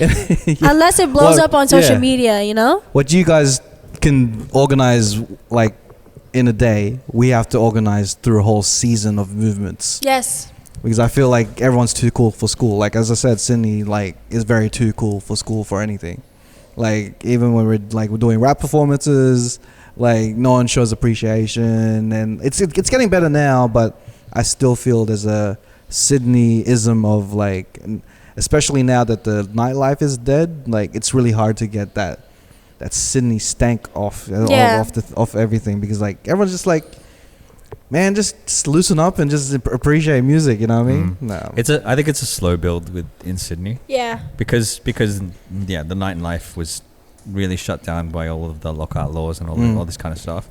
But yeah, there's I think little pockets of events and groups and stuff. And people just kind of like slowly building things and you know, stuff like Mr. C doing the guerrilla DJing on the trains and stuff like that, slowly building up, and it's going to get to a point where, you know, Sydney will be that place again. And it sucks that it sucks that Mr. C has to wait for a concert to happen to actually make things poppin' in that scene type of thing. Yeah. Rather than be like, yo, I'm going to turn up here, let's just have a party, and then people just turn up. Like, just to give it some perspective there, Pia, if we were to set up an event on a Friday night, getting 400 people like regularly is already a challenge, let alone on a Tuesday. Right. You know what I mean? Like, we've got a long way to go. You know what I mean? Yeah. Like hip hop here isn't as, I don't know, it's not a lot of money thrown at it, or like, you know, people clamoring for that scene. Yeah. Hip hop and R&B is appreciated here. 2019, there's been, that's what we call the boom of hip hop in Australia, especially in Sydney. But now the industries are like realizing that they can't make any money out of it anymore. They're just not showcasing it as much now. Right now, there's a bit of a lull in the hip hop scene in Sydney. I see. Yeah. And it's frustrating. It's saturated, like what you said earlier, and don't get me wrong too, because in LA there's some pockets too where people are like on the wall. Like we call them wallflowers, because you're just like on the wall. You don't want to dance. You don't want to do like anything. You just want to be cool, or you're just probably scoping around like, who am I talking to tonight, and that's it. You know. So we still have like some sort of that environment in LA, and that's why I built up my Tuesday, because I brought dancers and non-dancers who are just like, this is so cool. Like, I like it here. Like, people are actually dancing. I want to come back here. So I brought that essence, and it's still building up. Like, even like with music too. Like, if you play top 40, that's what people like just appreciate, you know. But at the same time, like, there's more than top 40. Like, I want to show you guys old school hip hop, R&B. So that's why there's also parties in LA. Like, we're only playing 90s 2000 like hip hop and R&B. So we have like specific genres and parties for specific things. I feel like what I've seen here within, like, if we call something R&B goes through like different genres, like ballet funk, Amapiano, Afrobeats, and just like maybe R&B, but there's not like pure R&B that I've seen. And I feel like the genres, they're all just coming together at the club. From the clubs that I've DJ'd in Melbourne, they're just like, genres are just like combined together. Like in one night, it's just like you'll hear everything in one night. Yes, and I'm just like, wow, like, this is so interesting. Like, you know, because that's the interest in the crowd. Like, you know what's underrated? Like, when you're in a club and then you hear something that you've never heard of before, and then you get that feeling like, what the fuck is this? It's so cool. This is friggin' makes dope. you pull your phone out. It's like, it makes you feel like, what the hell is this? And like, you don't get that now. Like, I remember back in the day when we were in the clubbing back in like mid 2000s and stuff. Like, you would get that feeling, but nowadays you feel like everything's just the same, you know. Like, you've heard one DJ set and then the next DJ set is similar, you know. Like, there's no difference. That's true. That is true. I never get the feeling it's like, oh, yo, what's this? I get the feeling it's like, oh yeah, I remember hearing this song. Back like, then, you go to the DJs for what, like, the new shit. Nowadays, it's saying it's like, if you don't hear the stuff you're into now, then you kind of get upset. You know what I mean? Like, when you start hearing stuff that you don't know, then like, what is this shit? It's not as appreciated as how. Because back in the day, you're like, yo, this is dope, man. And and like, from what I've heard from like older DJs too, like, they would like literally put their tag every like 2 seconds of the song, so another DJ can't get it. You know, it's because they're like, no, this is a track that I found. So if you need to find it, you gotta like really dig for it. You know, and even like, you know, the culture of digging for music is big, and I feel like from what I've seen in, you know, the nightlife in Australia, like, if I play a song, if I'm like the first hour, the second DJ plays it again, and the third DJ like you know plays it again, it's okay, you know. And I feel like that's the crowd will be into it all 3 times. All 3 times, because it's like, what's popping right now. And you know, in LA we also have that type of culture too, where it's like, you know, the first DJ will probably play this, second DJ, third DJ. But for me, I'm still trying to keep the essence of, like, as a DJ, I'm making sure that I don't play that same song anymore, because I feel like that's, to me, it's lazy a little bit, because that means you're not doing your job as a DJ. And I've done that before too, where I played a New York drill song after like Dior, which is like Pop Smoke. You know, people know Pop Smoke. And I played another song that was probably never played in Melbourne before at a club at Yo-Yo, and I played there. And as you keep going with drill, and people could hear that it's still drill, they were still dancing. Like, they were still getting sturdy. They didn't know what it was, but I got the reaction of like, oh, this is drill music, I'm still gonna get sturdy. And they're like, wow, like, this is cool. And I feel like DJs just need to have that boundary of like, it's still my job to show people what good music is, and at the same time, it just needs to make sense. Like, I'm playing drill right now, keep it drill, even though they don't know what drill music this is, but it's still in the same genre of drill. And I feel like that's when people will catch up to it, you know, instead of like being comfortable of like top 40, this is what you guys want to hear at the club, this is what I'm gonna give you guys, you know. And it's just like, as DJs, somebody told me this before, it's like a church, right? It's a opposite of church. In a church you have a pastor, in a club you have a DJ. In church you play songs, in the club we play songs. Amen. And so, like, as a pastor, you preach. I'm pretty sure there's wine in both places. Yes. And then they listen, and they just listen to it, even though they don't understand it yet. And the more you go to church every Sunday, it kind of gets embedded into your head. Same thing in the club. If I keep playing the same song every Friday, you'll be ill. You know, like in a church where they have the number of the song that you're gonna play, and Yes. if you DJ, this is the playlist I'm gonna play. No, you put the lyrics to the song up in the thing. Yeah, and the song's head with the what you call it, the projector. Yeah, that was me back then.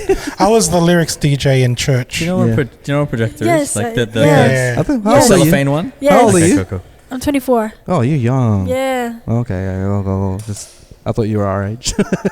Damn, I look old. No. Because you were vibing with what we were talking about. I was like, oh, you know all this stuff. I was like, these people who are young, That was they always they always don't know what we're talking about. I But grew you're up like catching in the up. Philippines. You know, I feel like I had to learn how to be an old soul at such a young age. Like washing dishes and laundry by 7, 8 years old. And that's not even washing machine. That's like in the wood, like Yeah, smacking that shit. Yeah. Yeah. So I had to. Bang. We beat the dirt out of the clothes. Yeah. Remember that? Bang. The ground is scared of us because like, oh shit, what's going on? You grab it and you just smack it against the wall. For no reason, huh? Why did we do that? Hey man, that was just the best to way, man. bug the dust, man. That's what we did. Yeah. It's to release frustration. Just going back to your whole analogy about like DJs being like, some, like pasta and stuff like that.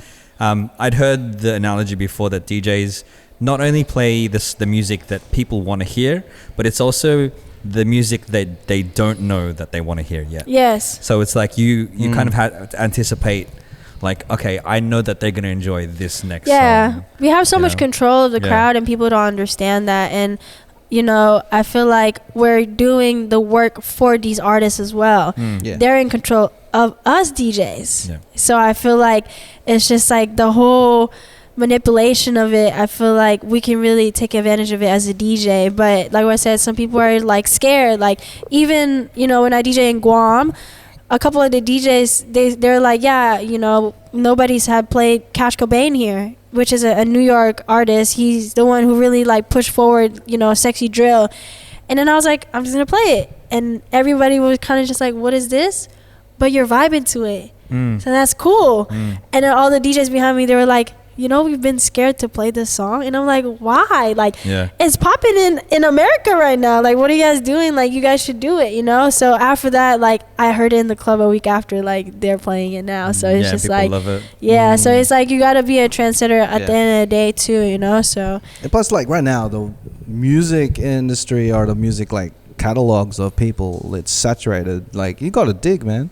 Like, right now, in the time of digging, like, now is a good time to do it because everyone's an artist that is a hidden artist. Like everyone, like you're gonna do up and comers favors. Like there's the reason why people like now are like complaining that there's no up and comers. Like there's no new artists popping up in Sydney or in Australia or anywhere else is because people like the DJs like are scared. Are they scared to play them or the gatekeeping or there's like they just refuse to like dig that deep to or even play them. Or they even just think that, oh, this artist is not big enough. For me, it's just all about community, you know, because even at the Pia Effect, the first like 2 hours, maybe like 8 to 10, I will have a release party for an artist who's not even big yet. Like at all. Like they're still building themselves up, and I'll be like, yeah, throw your release party. They'll bring like 50 people. That helps them. Because some people from my party will come early, and then that also helps me too. So by the time people for the party come, they're like, wow, there's already 50 people here. I'm staying. That's it, man. You know, and then just like playing their music is just the smallest thing that they appreciate. And I already know artists don't make a lot of money from streaming. It's like point something cent, you know? Like even like Laura, I played her songs in LA like a couple times, and I'll send her a video and she'll appreciate it, you know, because I feel like DJs could really just humble themselves a little bit and just like, you want me to play your song? Cool. Like, but I would say some artist songs just do not make sense. Like, do not make sense. And I'm like, I'm sorry, like I can't do it. And just which be ones? honest. Tell us which ones. Yeah, like who, Pia? Yeah. Call them out. No. Talk that shit. That's a nice way of saying like it ain't it. No, doesn't make sense. I'm gonna say that too. The other thing that I've seen, I mean, when I first started going clubbing, when I was like, this is a lifetime ago, but DJs like Peter Guns, like DJ Motto, they were the ones that they would almost mash up songs. So they would take like the acapella, the vocals of one song, and they'd take and they'd put the instrumental. And I feel like that's now coming back in a massive way online. The mashups. And it's so cool to see because you could feel the nostalgia of, like, say, an instrumental from the like 90s, and then they've got a new song, like a modern song, and they matches it. Yeah. What do you think of that kind of stuff that's coming up online? I feel like Serato definitely made it easier for us DJs, especially with stems, because it's easily accessible to us. Unlike before, like we have to look for the instrumental on YouTube and then find like the acapella or find a producer to make it acapella for us. I feel like it's good because, like what you said, if you bring like a very old song from a long time ago, like, you know, even 80s 90s to music now, it helps those music from old school to still be in the present. You know, because music, you change music every day. Like we release music like in America by Friday, like so many songs by Friday, and I feel like music just changes, and we have something new trending tomorrow, and then the song that was trending yesterday is gone. You know, I feel like it's definitely, that really sucks though. Yeah, it sucks, but at the same time, like, it's good that we have that access now, because now we can really like combine it. Because I love old school music myself. Like even like in LA, they were like, Pia, what do you know about neo soul? And I'm like, I just love old school music. You know, Erykah Badu, you know, and just like D'Angelo, old school D'Angelo and stuff like that. Like a lot of DJs don't dig for that, and I'm like, no, like if you really understand the core to where R&B is now, you'll appreciate it more. Oh hell yeah! So I'm like this whole sleepy underwater R&B right now is Music Soul Child all over. Yes. Like influence. If you listen to Music Soul Child, what everyone's doing now is what he was doing then. Yes. And he was underappreciated. Yeah. Yeah. And until now, where like people are sampling his songs, they're appropriating that, like the melodies and stuff like that as well, man. Far out. Yeah. Yeah. So like that vibe, the Erykah Badu vibe, all that stuff is like in now, and then you just look back, it's like it was like you had to be part of like the hip side of the like school to know all that stuff. Like it wasn't really like top 40 stuff, and now it's just hitting that like you had to know someone. How crazy. It was barely played on the radio. How crazy is it that like the neo soul was like was underground stuff? Like it's underground considered. I'm like, what? It's nuts. Like they had to change their name from soul to neo soul to be like, oh, this is not the popular soul that you're used to. I was like, oh, so this is new soul. Yeah, so now it's the norm. Now everyone new artists is saying they're influenced by the same neo soul, neo soul artists that came before them, which is pretty cool. So that's really dope. So favorite neo soul song of all time? Oh wow. Do you like the Erykah Badu's, the D'Angelo's, the Maxwell's? I have a list, to be honest. Is Neo in that song? Neo soul list. I mean, when he sings soul, yes, Neo does do neo soul. Technically. Window Seat by Erykah Badu. Or Bag Lady by Erykah Badu. Yeah. So you're very Erykah Badu influenced, yeah, but like I said, I have like a whole list. Like if I could just like sit down and tell you guys, like I have a whole list. Let's go. We got time. Was it like you're gonna make a neo soul mix right now? I've had already actually. And you have. What's the first song that you would play? Definitely Erykah Badu, and then if we're talking present now, like neo soul, like Masego as well, and then D'Angelo, Maxwell, like what you said too. Bro, I just watched Maxwell's Tiny Desk like weeks ago. Yeah. Dude still kills it, bro.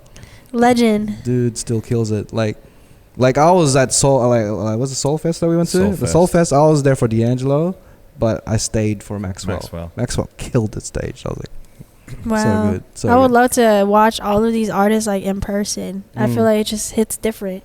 Yeah. I was like hugging my friends and stuff through Pretty Wings. Pretty Wings was like, Pretty Wings. I love you guys. I was like, a bunch of dudes. Pretty Wings. His friends are like, yeah, hell yeah.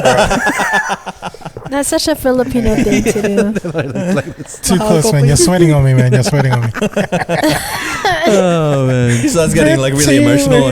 How does it feel? Oh, bro, no. That's you don't get emotional. Now you get sexy to that one. I feel like I'm standing there naked and stuff, and the camera's moving forward to it. Oh, I feel like you practiced that one of my favorite before. songs of all time, like Untitled by D'Angelo. One of Yes. my favorites of all time. When he came out with his like the latest album that he put out, I was like, fire out! This dude is just nuts, man. Amazing. He hasn't music. dropped an album since Black Messiah, hasn't he? No. No. I think I heard a rumor that he's gonna be putting new music out. But yeah, I don't know. We'll see. Yeah, I need to hear your Neo Soul set. Send it over. It's on SoundCloud. Yeah, I'll send it to you. Yeah. Let's It's on SoundCloud and on YouTube too. Hey. Let's go. All right, let's go back to you living in the Philippines. And living in the village, because I've never lived in a village in the Philippines. It's like You should try it you should try. I think I should. I wanna, for like a week. We were talking about it already. Like we should buy some property in the Philippines. You and should. just, like, It's cheap. Just a farm. Just like legit, like So our village type of vibe. So our kids can fight over our own world. Yeah. So like, Hey, that's real shit. it is. That's real shit. I was like okay? legit. I was like, yo, you want to try and break up a family? yeah. Buy some land. You think Monopoly like ruins friendships? Real Monopoly. Yeah, I ain't seen nothing yet. Park Lane. Oh man, all those Christmas parties that you've been enjoying, not gonna happen anymore. How do you visit Philippines that often? I'm actually gonna go in December for Christmas. Hey. Oh yeah. But I was just in the Philippines this year, July or May, and I was in the Philippines last year as well. I feel like DJing definitely has helped me a lot to like Nice. come back home too. Do you but still have family in the Philippines? I have almost like everybody. Right. Like everybody in the Philippines Like your extended still. family. Yeah, my extended family. But All in the same like the village and stuff, or they're kind of like everywhere else? so we go up from Baguio to Tarlac to Manila, to Laguna. Dude, Dude, you're making that whole trip bro. down. You and I are definitely related. You're just listing all the places that my family are as well. Yeah, maybe we're We're cousins, bro. Don Pia B. What? It'd be so good. Yeah, so that's where my family Yeah. is. Yeah. Oh man, so like, what is it like going back to the Philippines? Like going because like you've lived there, you moved to America, a whole different vibe, whole different city vibe-ish, and then you go back to the Philippines. What is it like that kind of experience?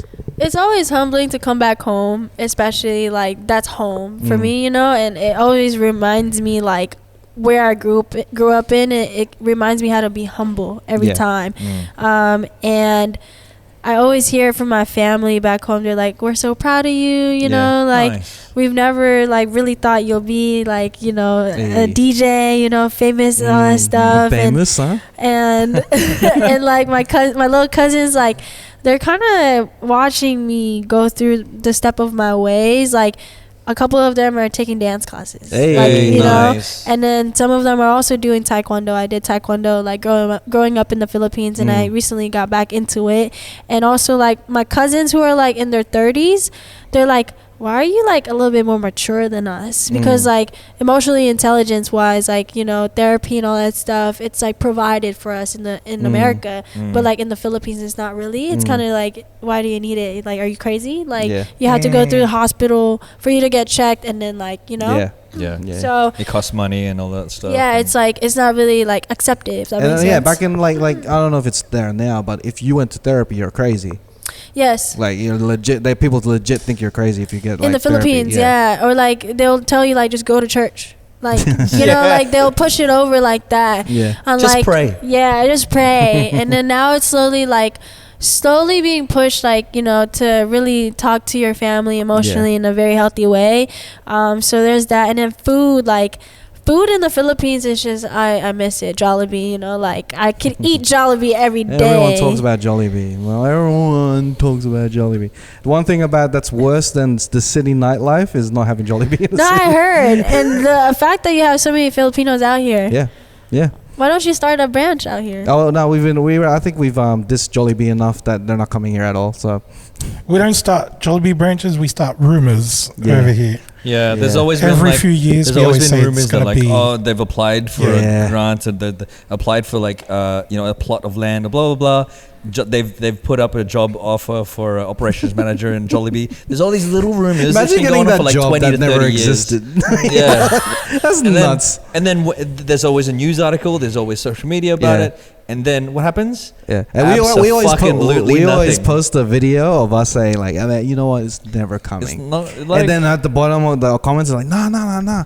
I heard that it's gonna be in Campbelltown, Southwest Sydney. I heard it's going to be closer to Blacktown. I'm like, no, you heard wrong. It's not going to happen. It's been dick teasing us for about 20 years. 20 years more now. More. And I think the past few years. Have you had Jollibee before? Yeah. Oh, when I was young, like young.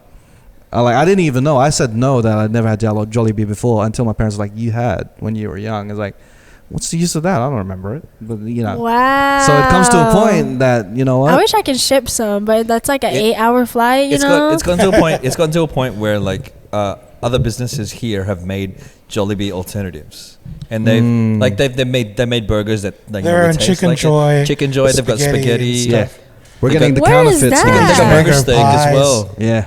At a place called Burger Point. Yeah, it's actually more healthier for the Filipino businesses to not have Jollibee here. Yeah, that's what I feel. If Jollibee comes here, all those businesses, what are they gonna do? Yeah, that's so Filipinos would eat it every day. I could eat it every day. Yeah, yeah. Oh, see? It's Can't so do it good. in Sydney, but not in Sydney. You probably be like, that's probably why you're not staying here for long. Because like Jollibee's not here. That's the only thing. It's not your peace and tranquility.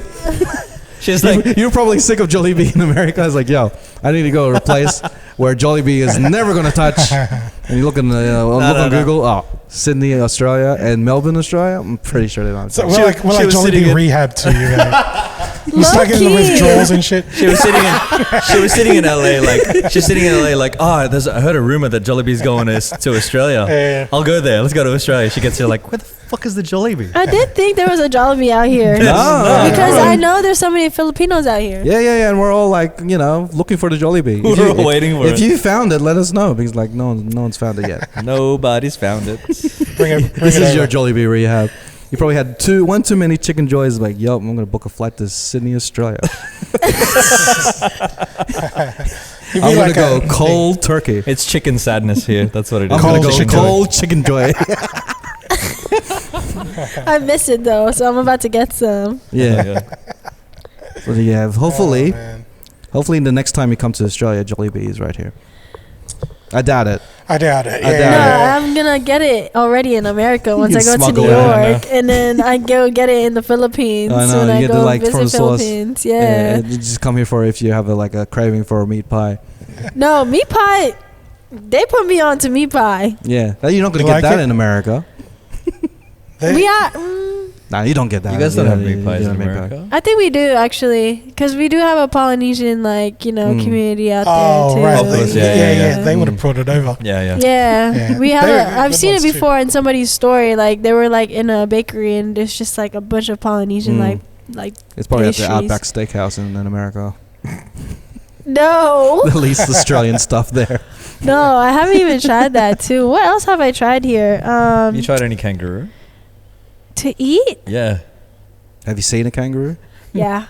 Yeah. She looks over at Blake like from afar. Like I've seen a kangaroo from afar, but I really want to fight one. Like you want to fight one? You're the second person that said that they want to fight a kangaroo to us. You saw that video, when the dude, like the kangaroo, is holding the dog. The dog, and I was like, whack, and then the kangaroo did. She gets there and she's like, "Hey, can I kick it?" I'm like, yeah, you can just chill. She's like, no, I want to kick it. I want to kick that fucking kangaroo. Nah. Everyone has said they want to fight a kangaroo. Because it's like you guys' videos and all that stuff. They're so buff for no reason. Staunch, they could like stand on their tail and kick you with 2 legs. Yeah. Swear, bro. I just want to see it happen. Like that's really what I want to see. I feel like once I experience that kangaroo experience in Australia, I feel like I'll be like, yeah. They're like I've experienced Australia. They're like I guess if you go to the train station, you might see 2 people fighting. If you want that, yeah. 2 people dressed up as kangaroos. No, but like the kangaroos are so strong that they're kind of like moose in Canada. I've seen a kangaroo get hit by a car at 100 kilometers an hour. the car was dented in, like the engine Shut was. up. Oh, seriously! And then the kangaroo just got up and hopped Kangaroos, away. You know what I've muscle. seen? I've seen kangaroo roadkill, so I don't I've believe also seen that's that too. You must have it was a seen small car. the Captain It was a America of It kangaroos. was a small car. No, but kangaroos come in different shapes and sizes though. The one over here, or the little smaller bitch ones, like. yeah. But when you go in the middle of the country, In the where bush, yeah. big trucks are like driving Yeah. through, those are the ones that you see in the buff. Yeah, the country ones. They're called redbacks, I think. No, Why? Why are they bigger than? Can we get a fact I check? don't know, it's on just that a one? different They're red, the species. red kangaroos. I know Yeah. that they're reds. The kangaroos you get in West Sydney, they just do drill music for some reason. So They're all wearing don't worry about that. shiesties. They always How about find the a one in Melbourne? music video It's with a- like rude. they're always rapping in front of cars for no reason. Their rap name is Rue Shiesty. That's what it's. Rouge Shiesty. Rouge Shiesty. How about the Oh, no, kangaroos it in comes out here. Melbourne? What would you say? The kangaroos in Melbourne. Oh, they make coffee and everything. And They're all- they graffiti on the alleyways. They're really good at comedy. All of the kangaroos in Melbourne. They're very creative down there. They have a whole festival of comedy over there. Yeah. They're all busking. And, Yeah. Yeah. All these busking. They Really are. artful, yeah. Yeah, they have beards and stuff, and it's pretty awesome. Here in Sydney, they're just too cool for school. Yeah. Here in Sydney, they're just like drill that. music and shit. Yeah. Nah, we don't. Yo, and spiders too. I haven't seen the Australian spiders. Like a lot of my There's one right there. I'm just kidding. a lot of my LA friends, they're like, "Are you sure? Like you want to move to Australia? Like they have big spiders there." And I'm like, You know, the bigger ones are the least harmful. I'm not kidding. The bigger ones are the least harmful. The smaller ones, like the redbacks, they're small. They're really small. Yeah. They're the ones that can kill you. The ones that you can actually like swallow while you sleep, they might kill you. Yeah. Yeah.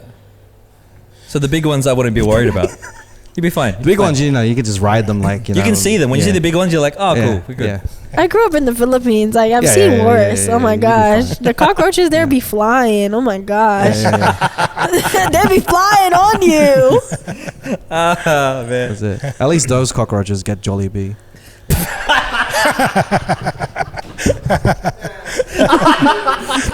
She was about to get up. We don't get shit. the cockroaches here are like, hey, fuck them roaches. I know. No roaches. They always come here to Australia, talk about how they love Jollibee.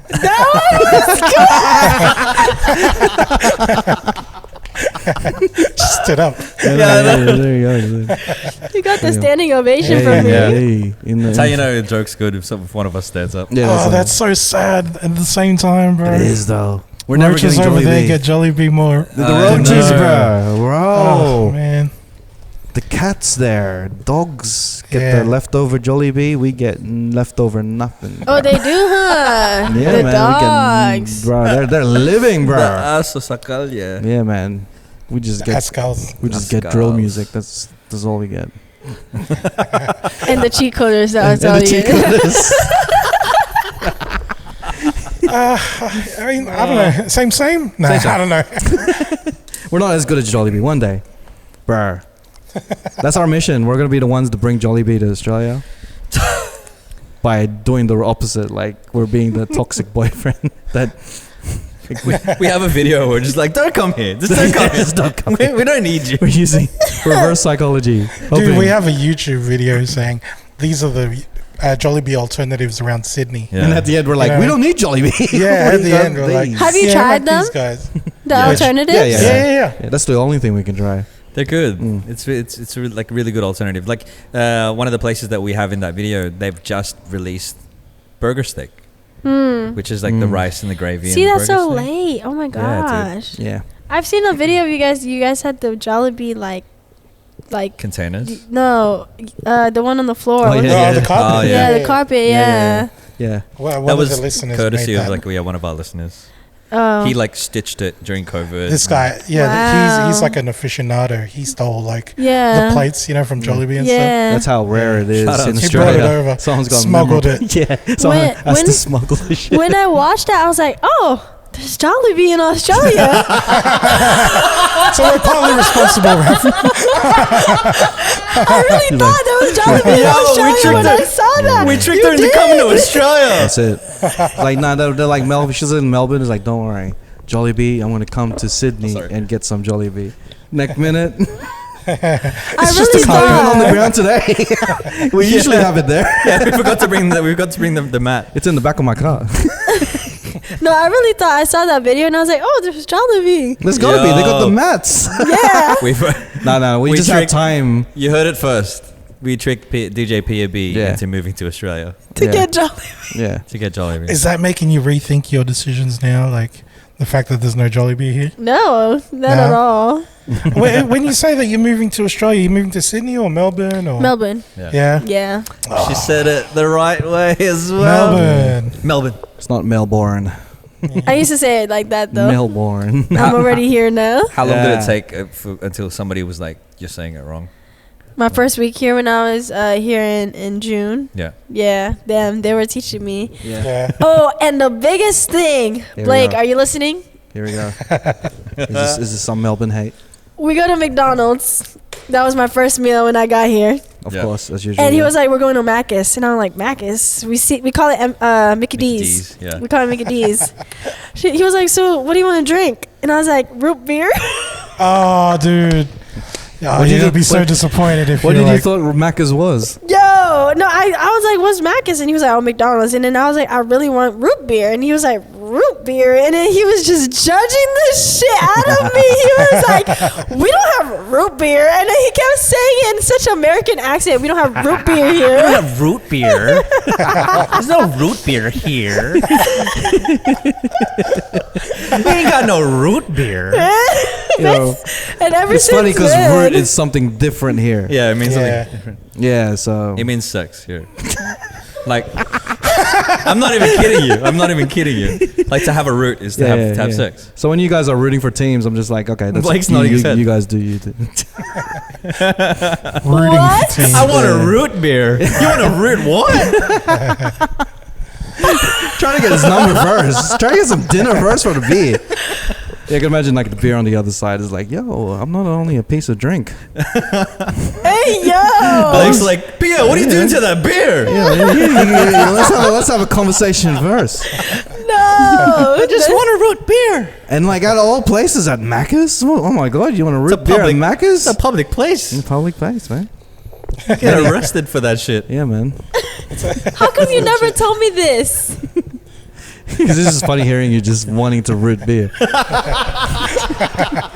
it alone. I want to go to Macca's and root beer. You want to say it like that, but you know. What do you want? Root beer. I want to go to Macca's and root beer.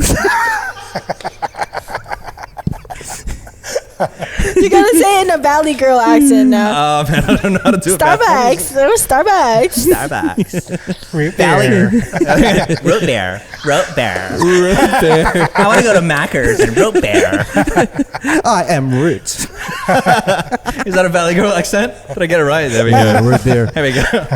Oh yeah. So ever since then, he'll be like roasting me. He'll be like, "You want root beer?" Every time. What do you want to drink? Root beer. Root beer. What is root beer even? I don't even Yeah, I know. don't. It's like saucy. Like Is sauce. it- sarsaparilla, yeah. Yeah. It's like ginger beer. Ginger beer is different, right? No, Nah, ginger nah, beer is it's different. yeah, We have different. ginger beer. Yeah. Yeah. Okay. Yeah. The closest thing that, is like we had sarsi in the Sarsi. Philippines. Yes. Yes. Yeah. But we don't have that much here. Root beer. It's not as Sarsaparilla. big here, man. Huh? PNW? ANW. Yeah. Yeah. A&W. Yeah. You have to go to like an Asian grocer's to buy it. Yeah. What does ANW stand for? American woman. American. American woman. American Naked Woman. Hey. Whoa! You did. You And did that say is root your beer. version of root beer. She's get. You did say root beer. Yeah. American naked woman rooting beer. What? Let's change the subject, It's a- please. It's a Pause, beer pause. I'd like to Pause. root. A blur. Oh man, it's I'm getting done. off. It's getting. Whoa. What's your favorite root beer? Is there a brand? Like, I have no idea what root beer is. A&W. Yeah. ANW. Is that popular in America? Yes. Ah. It Yeah. all kind of Huh? tastes the same, though, right? Hang on. Our producers are saying it's Allen and Wright. That's not as fun as American Naked Woman. So ANW stands for American Naked Woman Yeah, now I love because That's what. American what? Whore. I think that might be an edit point. American naked woman. We'll go with what Pia said. Hey. We'll go with what Pia said. Hey. All right. So, what does root beer taste like? Like for real. I've never tasted root beer. It's like sweet. To me, it's like sweet. Is that your go-to drink? Yeah, but people call me nasty for drinking it, like, because people like Coke, Dr. Pepper, Sprite, Fanta, you know. The root beer. Me, I just like root beer. Root beer float is really good, you know. Is like, that where you put like root beer and then ice cream on top of it? Yes, that's why. I feel like Dr. Pepper's more nastier than. Yes. Yeah. I feel like Dr. Pepper. I don't it's like like medicine, right? Yes. Yeah. Dr. Pepper does taste like medicine. That's why I don't like it. Also, like a soft drink with the name pepper in it, like it doesn't. Doctor. I mean, first over of all, here we call it Dr. Capsicum in Australia. Yeah. Dead ass.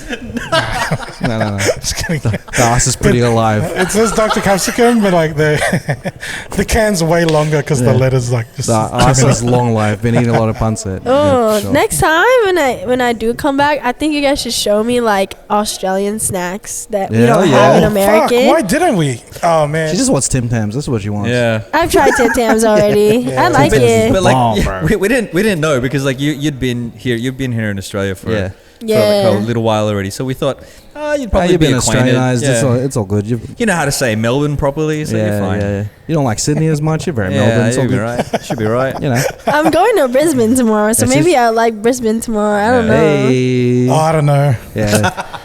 There's Brisbane? Vegas. There's a lot of Filipinos with white guys, like old white guys and stuff. Oh, apparently. that's not me at all. I don't like.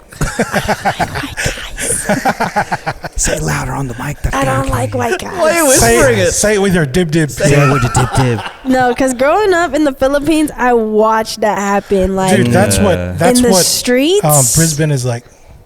That's where they come from. The white or the Yeah. That's the ones that were like, oh, they brought them back. Yeah. You know what I mean? Yeah. And all the girls gossip. They call it brismiss. Because chismis. Brisbane. It's Chismane. Chisbane. Oh man. Yeah, but I growing only go to up, Brisbane for like holidays, like go to the Gold Coast. Yeah. That's the only time I go to Brisbane. Man. just to find a white man. No. I don't. I'm happily married. I don't need a white man in my life to showcase. But Yeah, growing up in the Philippines, I watched that. Like, is it one of those things like, oh, once you see a white man, you know what's good, what's up? yeah, because I always get that. They're like, oh yeah, like my ex-girlfriend used to be Filipina, or like my ex-wife is Filipina. I'm like, I do not care, sir. Like, you're weird. Please stop talking to me. So that I just get that stereotype of from like, you know, white men, and I'm just like, please don't, you know.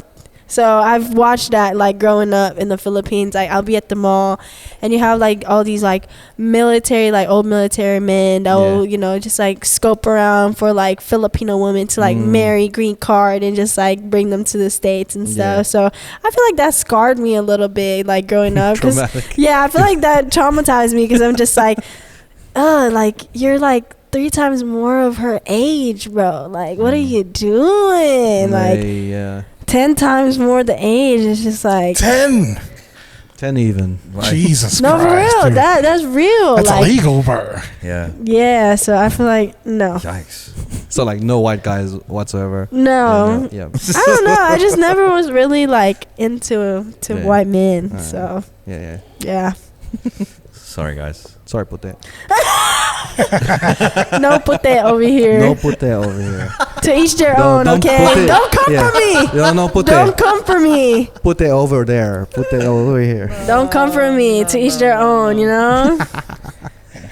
Some Filipinos are very happy with white men. I'll tell you what, though. I think it's pretty prevalent across all of Southeast Asia. Yes. Where there'd be like Caucasian people going over there because they feel like it's easier just to pick up. Yeah. You know, they'd go there because they wave their green card at them and they can get whatever they want. Man, That's a deep topic. Deep topic. Let's steer away. All right, so let's get into the. Fucking Alright, how do I fucking follow this? My bad. Let's not talk about white guys in the Philippines. Alright, we'll keep talking about Philippines.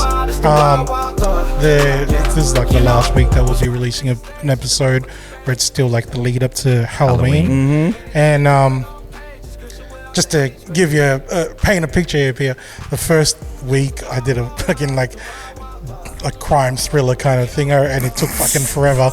And Lara was with us in that episode, and she was just like, "What the fuck is going on?" You know what it felt like? It felt like like the youngest cousin comes to a party and goes to the kuya table. Yeah. And she has to sit there and listen to our bullshit. Yeah. For half an hour. Like we were talking about like this true crime thing that happened in Sydney, and it just went on for way too long. Now it's your turn. And now it's your turn. So you're the bunso now, and you need to sit here. I think we are the same age though. Me and Lara are like the same age. Yeah. You're our little cousins. Yeah. And you and I are literally related because we're from the same areas. Yeah. Same. Now, but this one is all right. I'll keep this one short. This one's more. I just wanted to share a story because I recently watched the new Ghostbusters. It's actually out on Frozen Empire. Yeah, that one. And I don't have to pay for it. You know what I mean? It's on stream now. So, and it reminded me of when I was a kid, like, cause I was living in Pasay up until I was 9, and there was a moment when me and my friends wanted to do the whole Ghostbusters thing as well, and we, you know, like we were looking for aswangs and shit, and we got like ready and prepared, like. What one dude had the door is like a slingshot, and then we had like we all each like got a clove of garlic to keep in our pocket. We didn't have enough to like have the necklace kind of thing. So let's just keep one in. It's like senso beans. Yeah, bro. Didn't have enough for a necklace, but enough to make some silog. Like this. Just enough. You can cook that like with that later. But there was who else had like we had paddle pop sticks was like a thing that everybody just had because we would take it from school and we would sharpen it and we'd like pretend that if we come across vampires, this is what we're gonna use. Yeah. And then someone like one of my group of friends, it was a handful of us. We had someone's dad had sent us like walkie-talkies. Like so it was someone's like Christmas present. Yep. But then there was only 2 walkie-talkies. So of course. I think there was like 6 of us. So we had to split up to 2 groups because of 3. We couldn't all have one, you know what I mean? So, and then we were all like talking ourselves up, going like, all right, man, if you find a manananggal, walkie-talkie to us, and then we'll come around like through to you guys. We were planning our routes, like which way of the area we're going to cover, that kind of thing. And then immediately like things started to fall apart from our plan because we split up, right? And again, this is big mistake. Bro, this is Pasay. So it wasn't like open fields, like narrow streets, and there's like walls, like cinder block walls, like with like everybody's properties. With the broken glass at the top as well. Yeah, because you don't want people climbing over and stuff. As soon as the other group of mates turned the corner, walkie-talkies didn't work because obviously they're like, out of range. Yeah, bro. Well, they don't go through walls. They were like toys and shit. So it's like, we're out of, we can't communicate, that kind of thing. Bro. And then within 2 minutes, like there's me and 2 other guys. One guy got called home. It's like, oi, I'm a week and I was like, I have to go home, guys. I can't go hunt these monsters with this. It's getting dark. And I'm like, that's when they come out. And I'm like, I have to go home. So it's just me and this other dude now and going like, all right, how do we find these monsters? We've lost one of us. Bro. And then we kept looking up, like, where are we going to find Manananggal? Because you couldn't scan the horizon. Yeah, because of the walls. Because it's just walls everywhere. Yeah. And then we heard like a noise, like a howling dog and stuff. And we were like, maybe that's our friends. They're in trouble. So we start running around. Coming around like the corners and stuff. And then that's when it hit me. Like I had to stop. My right leg just felt so like it was messed up. And then my friend looked at me and I was like, I looked down on my foot and I'd stepped on dog shit, bro. Right. And then it was like, that was the thing that hit me at that time. I was like, it's time for me to go home. Like, I can't continue this shit. And then, and this is what my grandma told me, like, and it kind of just stuck with me to this day. Like, it was like a life lesson, especially growing up in Pasay. always look where you're going, like that kind of, Yeah. like never look up, like always look down kind of thing. You know what I mean? Because you never know, like you're always gonna step on Dog shit. right?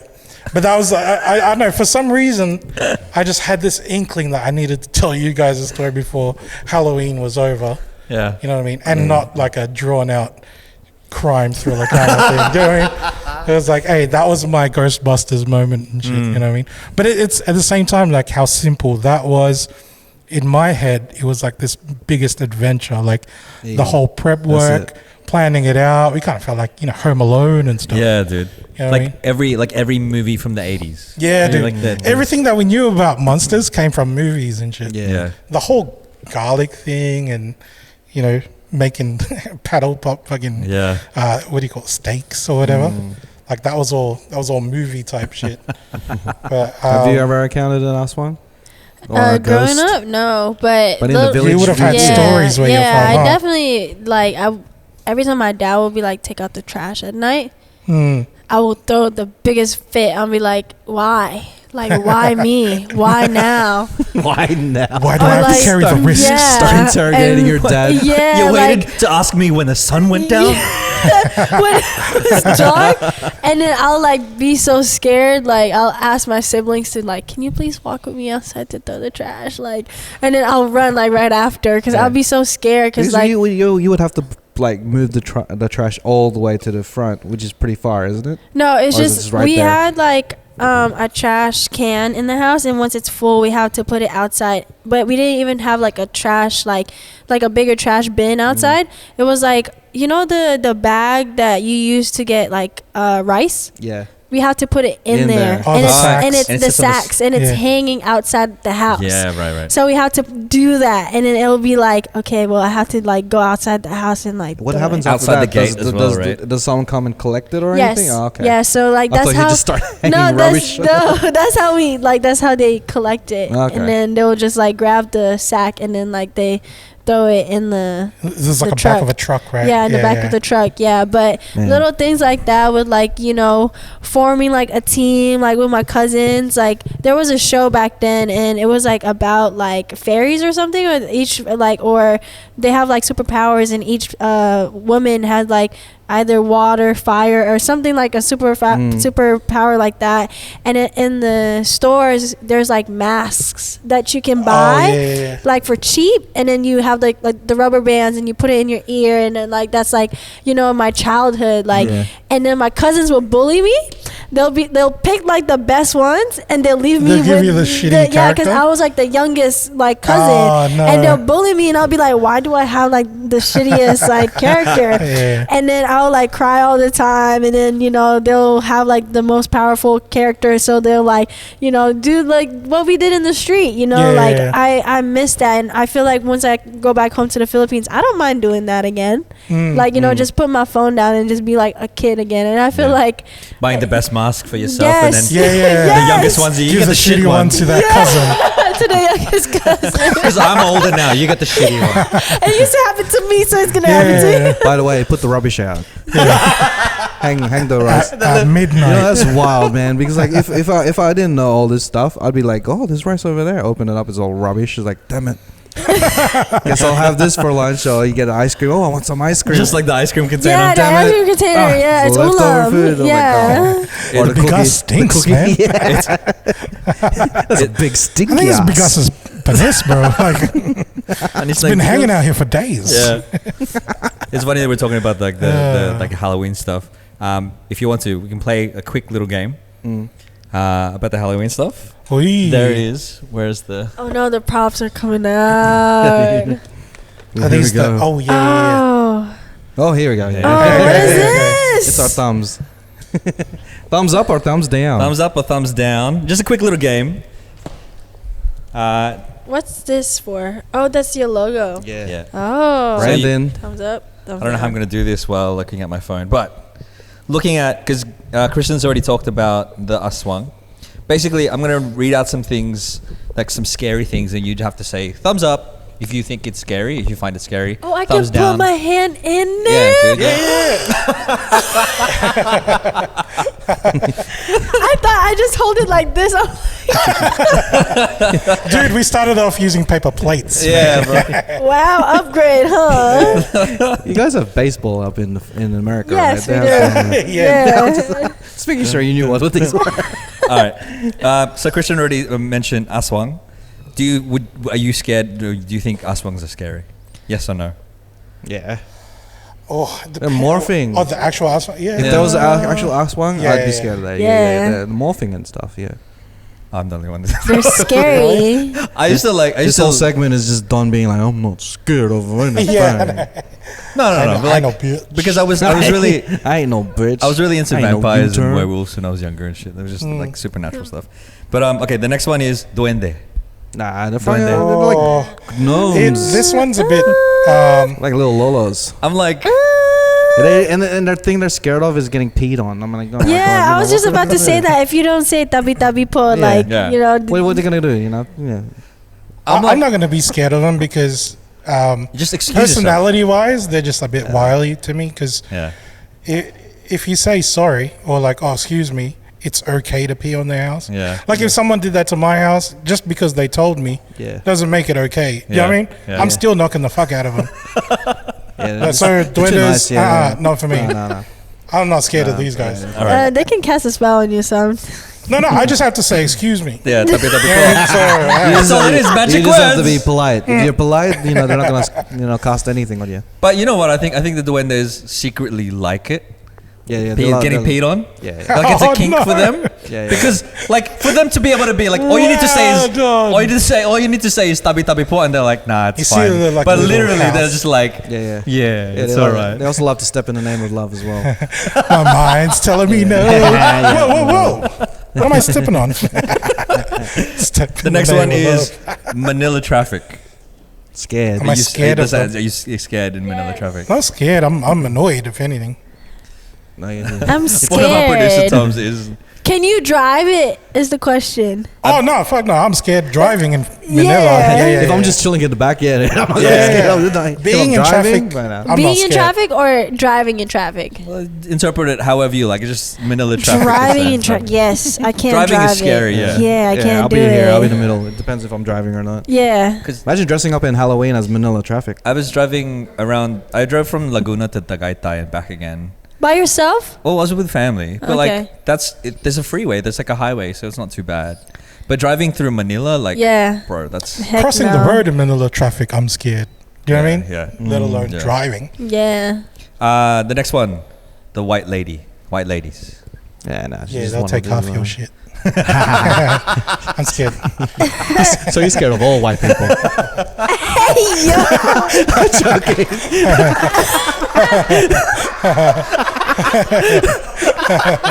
You're earlier like, I don't like white men. Now you don't like white ladies. Just crosses like everything. If my family's watching this, I do have one white uncle. And she's got a thumbs up. Scared of You're all right. you're cool. You're cool. The next one is chinelas or getting palo. Oh, yeah, I'm Oh scared. yeah, all the time. It's like choose your player. It's either Yeah. the chinelas, the belt, the freaking it? Yeah, hand. dude. Either way, Yeah. you gotta run. You Ballistic gotta run. thing. For sure. Ooh. Two more mananangals. Oh, yeah, I'm scared of that. Wait, which half? Let's say bottom half. I'm Not not scared. Probably in the middle. And then finally disappointing your parents. Oh, I was going to let Scared you. of disappointing, bro? Scares the crap Actually, out of yeah, me. yeah. Not anymore, because I've Yeah, not disappointed anymore, them for a long You're doing time. shit. Because they've recently said, I'm proud of you. Succeeding in life right now, so I'm not scared to do I it. used to be, oh my gosh. Oh, Oh, you're yeah. a dancer not going to school? Oh. What did they want you to, like, did they have a profession that they wanted you to do? Just not be a dancer or a DJ. They wanted me to either be a nurse, a doctor, or an engineer. Yeah. Both of my siblings are going through the engineer route, Nice. and I went through. that helped, right? What that do you mean? helped, like because like Take the heat off you. take the heat off you. Like my sister is a nurse, like full successful nurse, like RN, yeah. And Is that older sister, younger? probably younger by 2 years. But I'm the only boy, so I get like golden child privilege. Say that again. I'm the only boy, so I get golden child privilege. So, why do you have to make me repeat things? I know. Because the way he said that, he's like, I'm proud. So like I got to be able to do the creative stuff while she was being the like what my parents wanted to be type of thing. So it kind of got the heat off me. So I was like, because at the start I was like, oh, maybe this is not the right job for you. But then after she got through that, I was like, you know what, I could. One of us made it. You know what? You know what's so crazy? Because you were saying that like your family would pay you money to dance at like the parties and stuff, and like my family would do the same for us, or like they'd want me to push me to sing at birthday parties and stuff, and then when I wanted to pursue it as a career, they were like, no, don't do that. Yeah. You're not gonna make any money. You encouraged me up until this point. Yeah, that's how I felt too, because like I was dancing a lot growing up. They put me in taekwondo and swimming and like all these things, and then now I'm doing it as an adult. Even like recently when I got back to taekwondo, my dad has been supportive of me. He's like, asked him how to be faster, and then my mom goes, long paragraph, even a prayer and a Bible verse, and she goes, we only live one life, are you sure you want to get back into taekwondo? Because I busted my lip recently. Somebody kicked me, like we had sparring, and then he was like, basically no mercy. He's my friend too. He's like, Pia, you haven't been in it, so I'm gonna just do it. Boom, axe kicked me to the face. My mouth was just like bleeding. And I was like, I'm gonna show a picture to my parents, because I'm like, look, I'm back. And then my mom was just like sending me prayers, and she's just like, this is why I didn't enroll you when we moved to America, because they're definitely hardcore. But she doesn't even know like it was hardcore training in the Philippines too. And same with dancing, like what you said at parties, like, okay, Pia, it's time for you to dance so you can get money. But then like growing up, they're like, don't move to LA for dance, like you have to go to school. And I'm like, but I'm confused, like like you don't want the sample anymore. Like when you were yelling sample at me all the time. I know, and now there's this opportunity to get some money off this thing. You don't want any samples. I feel like they can see though, like it's definitely not like an easy route, because I'm like college, after college, work, unlike in this industry that we're in, it's like work until you get into a point of like it's easy, and I feel like that's a part of the reason why they don't want to see me go through that, because they're like, they see the hustle that I have to go through. It's like especially in LA, like I have to like hustle every day, because if I take at least one day of a break, it's like I'm taking a step back from where I need to be. So I feel like that disappointment there is there. And even like social media, like I really had to explain to my mom, like I have to do certain social media things because it's just social media at the end of the day. And then finally she realized, like, oh, my daughter is still my daughter, like she's just like, she's still the same person that I know, but in social media it's just like a whole different like personality I have to like put out there. So that's why I want more genuine like personality on social media. But disappointment, I definitely experienced that a lot. But there be the ones who be posting on Facebook before everybody could. Oh my gosh, my daughter was on Times Square dancing for this artist, and my dad would just like repost it. I'll be so confused. I'm like, I thought you didn't want me to dance. But you're the first one on Facebook to like. They didn't say like they didn't want you to dance in Times Square. If it were a famous artist. But when you do, okay, all right, let's go. I'll tell everybody. Like, they will be really the first one who talks about it, like, within our families. Like, Pia moved to Australia. Like, she moved because of DJing. But they won't tell that to me directly. They will say, like, everybody else, And you're the last to know about how proud they are. Yes. So now they're telling your cousins, like, you should be like your cousin Pia.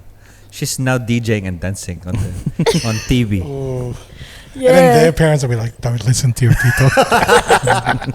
Go to school, motherfucker. I think being your parents though, they're naturally like they're your biggest fan, right? But not just in the dancing and DJing part. Even moving to America and stuff, LA, they really wanted stability for you. So 100%. Essentially, when you started going like, okay, there's a bit of a risk, I want to try and get some build a career in dancing or like music. that's when they'll be like, oh, I don't know, man, I'm your fan, I don't want you to fail. Yeah. So when they started seeing the success, you go, oh fuck you, dude, I am your fan. Yeah. I'm gonna show everybody that, you know, the person I'm a fan of is fucking making it big, you know. Because your parents don't want to see you struggle. They 100%. They've probably gone through that, and like you said, like, you know, they did everything to save up to move to another country. Yes. And then all they want for you is to have that life that, like, no struggle at all. Yes. So that's why they're all so much like, just go to school, because that's like an easier route. Yeah, and right? I got that closure recently too, because mind you, when I was in LA for 4 years, I never really got calls from my family, and they never visited me like that. Yeah. And then when I got to Australia, my mom's checking in more. She's like calling me more, and then I'm like, Mom, like, how come you never like really called me when I was in LA? And she was like, the first time we visited you was the last time, because you walk in LA, homeless people getting stabbed. You know, like in the area I was living in, like I would wake up, I hear gunshots. You know, so but then now she heard like, oh, you're in Australia? How are you? So is there like Filipinos there? Like, what's the food? What are you eating? Make sure She's get shot and stabbed here too. She's really calling you. It's like, oh, I heard there's no Jollibee. Is that true? And you're like, yeah, no Jollibee at all. They're craving it really too. These 3 guys from Australia love that shit, but they don't get it. She will love this podcast. She'll be watching my podcast. She'll be like, I don't understand what they were talking about, but you're so funny. And then if she watched this, she'll be like, shut up, Mom. She'll be like, oh my gosh, like, they're so Filipino. Yeah. I think this is a good segue to our Pare-oke. Oh shit, you got one. We got one this week. There we go. Got one this week, and the surprise is that like Pia is gonna be joining in with our Pare-oke. Is it a surprise? Okay. Yeah, I didn't tell the guys. Oh my gosh. I didn't know about some now. I organized it. Like I found out that she was coming to the show. I was like, yo, this is a segment that I do. And, you know, I want to get you involved because, like, I feel like I'm always singing to myself. So, but it's already there. It's already there. Okay. This is Killing Me Softly. You loaded it up already? I'm gonna play. I'll send you the link right now. Yes, plus. And you play it off your phone. I will. I'm like mad. All right. So this is Sitting Here Awkward with Tita. Let's go. Oh, you're playing the music too. Judging my weight with her fingers. Questions about where I work. Sitting here awkward with Tita. Sitting here awkward with Tita. Talking my love life and study first. Sitting here awkward with Tita.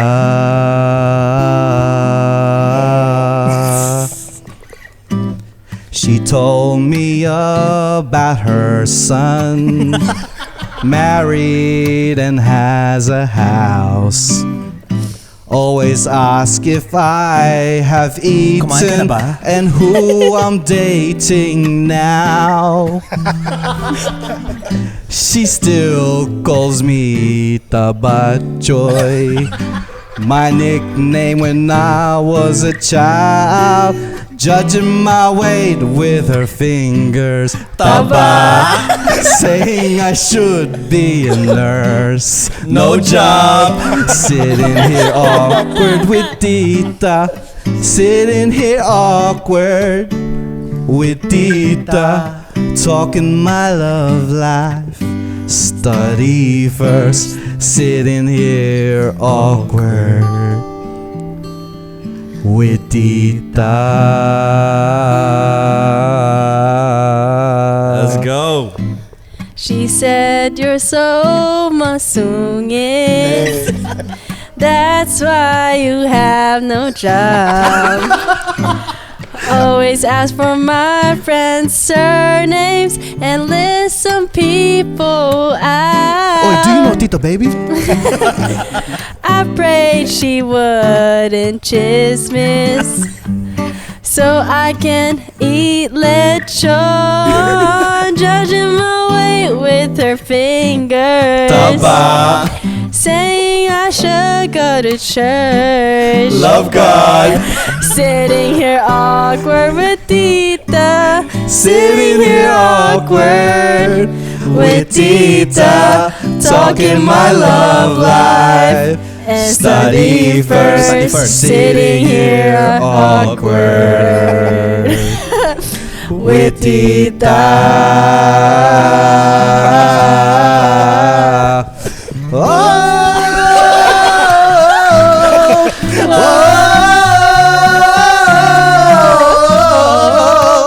Sing it with me. La la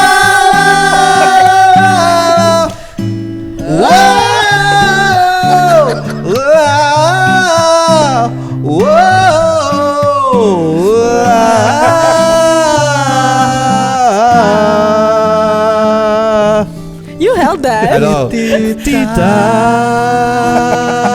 One more time. Last one. Judging my weight with her fingers. Stubborn. Saying I should go to church. Love God. Sitting here awkward with Tita. Sitting here awkward with Tita. Talking my love life. And study first. Sitting here awkward with Pia. Pia, Pia. Oh man, well done. You sang man. that. Well done. I did my best. You sang that. no, Okay. Can I say he ate? He ate. I kain that. Yeah. Nana is nanaing. That was out the bulsa. It's giving Lauryn Hill. Out It's the giving. pulsar. That was Lauryn funny. Hill. Oh, Right in the man. pulsar. Hey man, all those people asking for full songs on our karaoke, Yeah, there you you got go. one right there. There you go. We had a guest singer too, bro. Killed it. Killed it. I don't have the Filipino Hell yeah. Hey, you killed him. Yeah. bro. That's the best one so far. No, that was fun. Yeah. Yeah. I was tired of making food songs, so I needed to get in more into That was so trauma. good. It was so good. Because everyone has that tita that they I want was to talk like, to. bro, this is a fresh take. There's no mention of food except for the tabat, man. Yeah. Like, you know, I thought they knew. Nah. That was good. I knew you were singing, but like Yeah. I didn't know the lyrics. If you hang around me, I would tell you straight away like I'm going to do a karaoke. He was so excited. He was like, bro. I got a mad idea. I'm gonna tell you the title. No, but I I won't sat tell down. I was like, this one was probably the best one yet. Oh. The best one. Well, yeah. So thanks for joining me. Yeah, that was fun. dude, Yeah. That was That fun. was fun. That was fun. All right. So I wanted to do another thing. And I wanted to call this game Dance Charades. Oh my gosh. So we're doing all the fun stuff now. Yeah. I wanted to, yeah. because like since you're a dancing DJ, Yeah. and then I wanted to, showcase your dance and your Skills, yeah. skills, your Skills. quick thinking, as well as us trying to guess what your thing is. like I'll give you things like topics, and then you have to get these guys to guess what dance you're making out of it. So for example, it's all going to be Filipino based. okay. So for example, probably one of the things is probably like hitting someone with a chinelas, and then she's gonna make a dance move out of that. So you gotta Oh, guess Alright, Okay. I see. that, and then the thing I'm gonna do at the end, I'm gonna spice it up a bit, and then I'm gonna try and get her to dance foods like Filipino foods, and see if you can. That's hard. And I'm gonna Yeah, see how if are you you can gonna do that? communicate some things to them. How many are we Through doing? dance. Put you on the spot. I'll put you on the spot. I'll give you like There's I'll three stand songs over. here. We'll stand over We'll here stand on the songs. on here. So we'll get the camera to point to Pia over here. I'll be standing with her and then giving her topics. I mean like answers, and then we'll go from there. All right. Okay, playing. What did I Here we sign go. up for?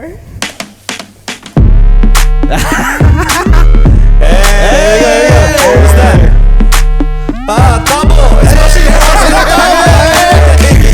All right, now this is Filipino foods. All right. Here we go. I think this song is it. This is on. Here you go. It's this Filipino food. Lugaw. It could be anything. She's just like mixing. It's like Champorado. champurrado. Why is it stirring? It's a fork. It's a fork with What? What is that? Pretend that you're the food. Sinigang. Spaghetti. Sweet spaghetti. Spaghetti. Pancit. Hey. Hey. Next one. The fork. All right. Here we go. What is it? Pigs with dinuguan.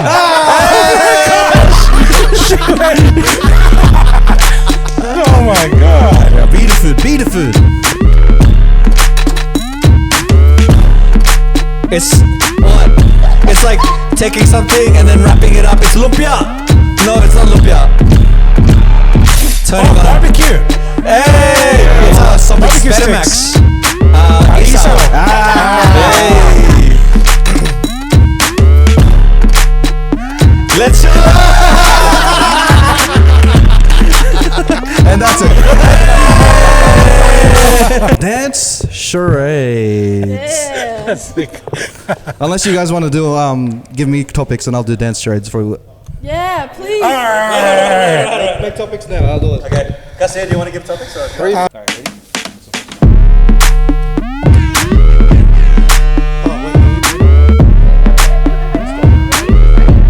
start.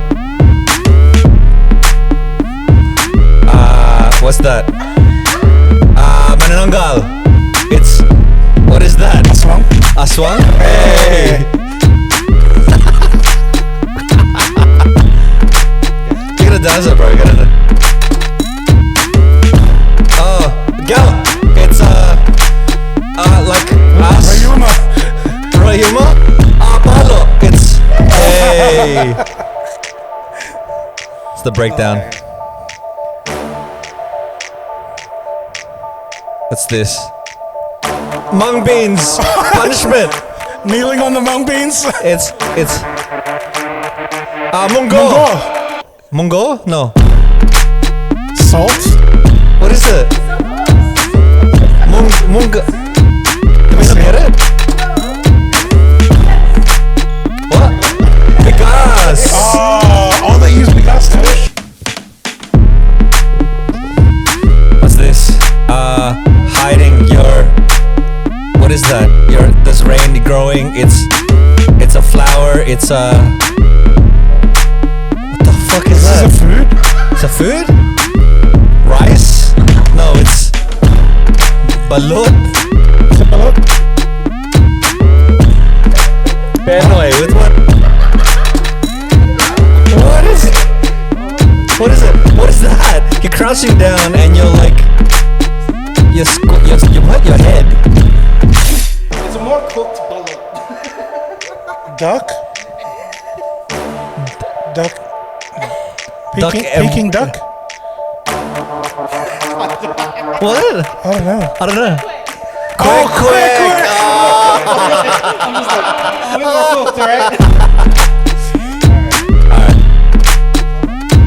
Hang on. Alright, go. Quick. This is my guess. What is that? What is that?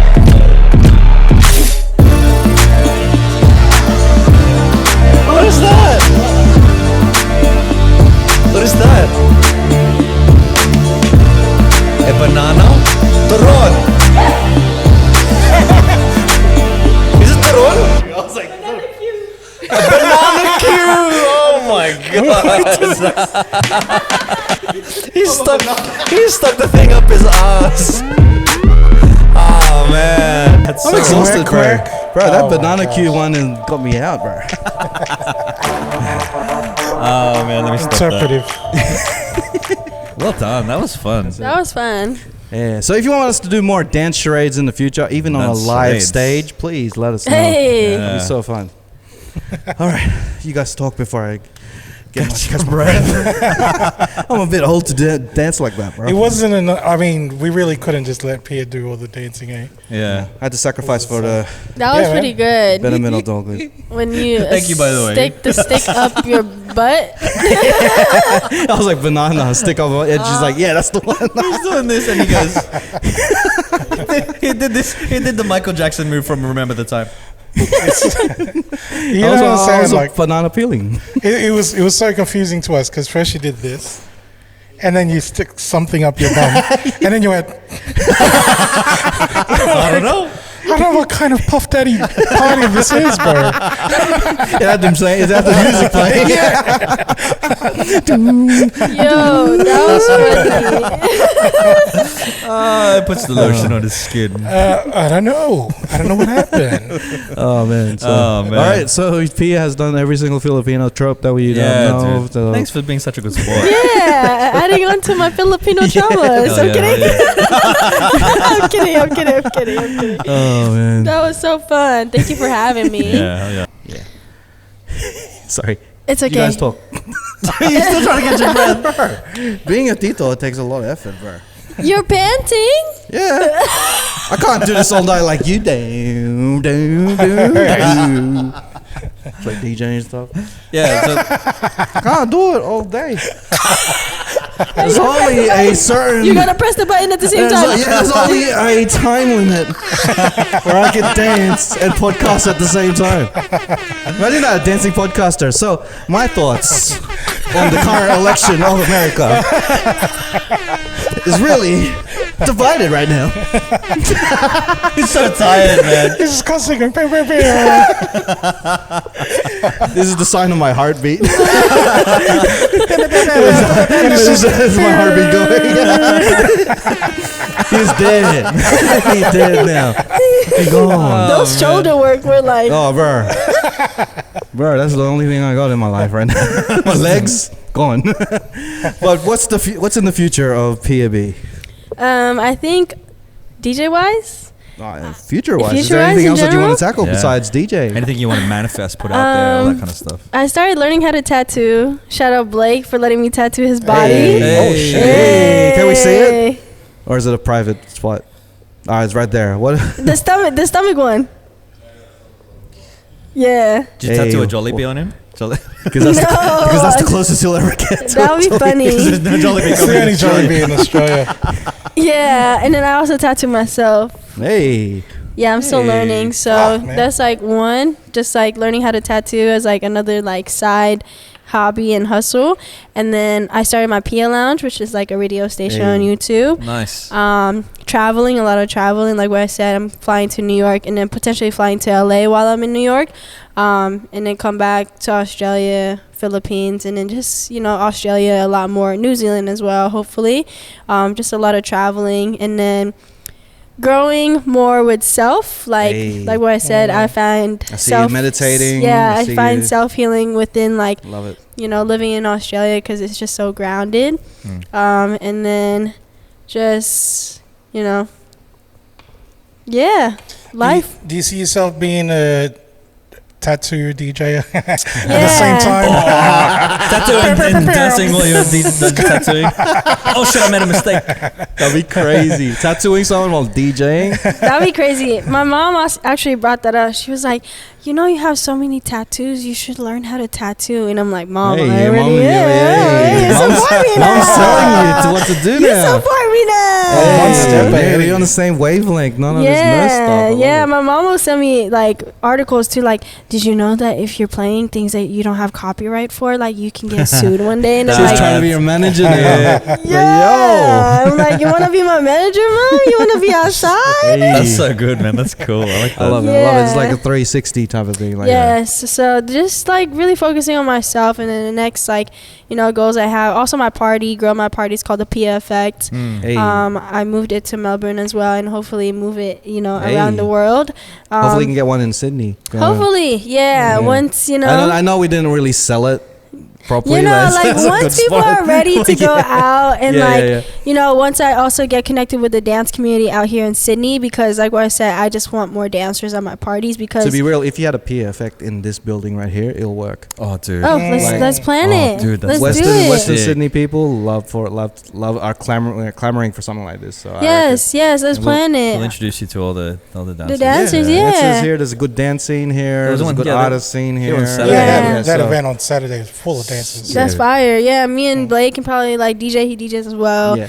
Probably find like 2 local DJs out here in Sydney. I'm down to try it out and plan it. We'll show you all the whoever you need. We'll let you know who we know. Yeah, I'm down. I would love to also give back, to Australia. This is one famous Australian dancer that lives local to. I know she was in the Olympics this year.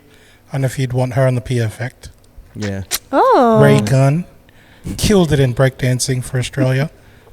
No. Did that not reach out where you were? She was that in peace that she missed the whole Olympics. I didn't really watch Olympics like that. You didn't need to. He's clowning. He's making a joke.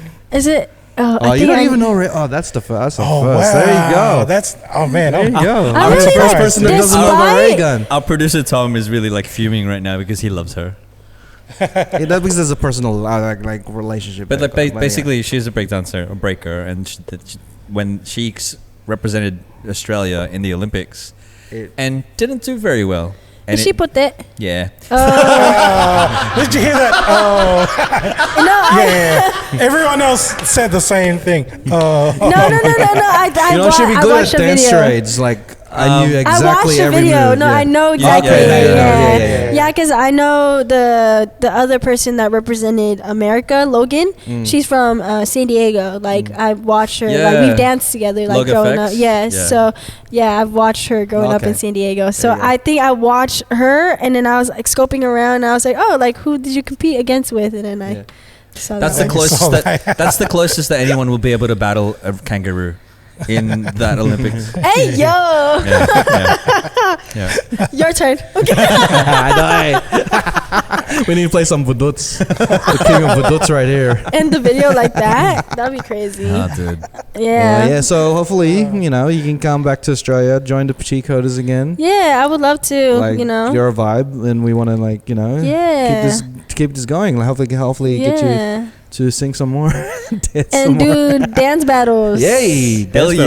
We're going to do dance charade battles and we'll get you and Lara in the same building. Oh, that'd be crazy. We should do that. Let's do that. That'll be fun. I feel like that would be really, really funny. And I was watching you guys' podcast with her. Hers was getting juicy. I was scared. I was like, ooh, is mine getting juicy? Because I'm like, what are we? Because she was singing about that juicy stuff. Yeah, so It was a song, it was naturally leading to that topic. I was Anyway, like, I'm saved. Thumbs up. Yeah. Mama can watch these. This is mama friendly. I'm like, are we talking about boyfriend and all that stuff? I was like, so definitely I would love to come back. Yeah, for sure. We'll probably get the juicy stuff next time. Yeah, because I'm comfortable now.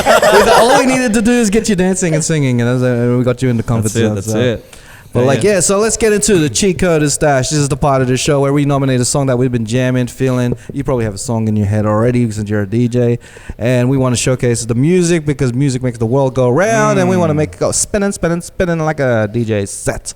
And we always start off with Don Doing Stuff. What's the song you want to nominate on the Cheatcoders Stash, Mr. Don Doing Stuff? We're talking about Lara. So she recently released a song called Put You On. My brother, who also DJs a little bit, he made a little bit of a remix. Hey, this is a remix of Put You On, Kendrick's edit. Here we go. Kendrick.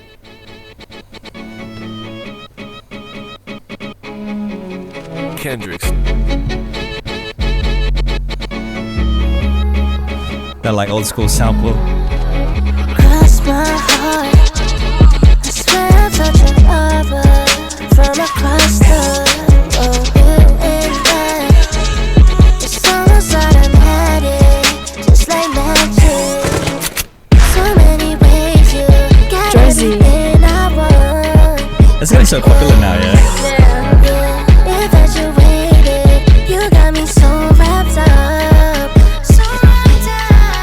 Just wanna party all night long, get a little naughty, tell me boy, that bass it like a drum, let's shine like 3, 2, 1, I can't put you on. Mysterious girl, you're that one. I can't put you on.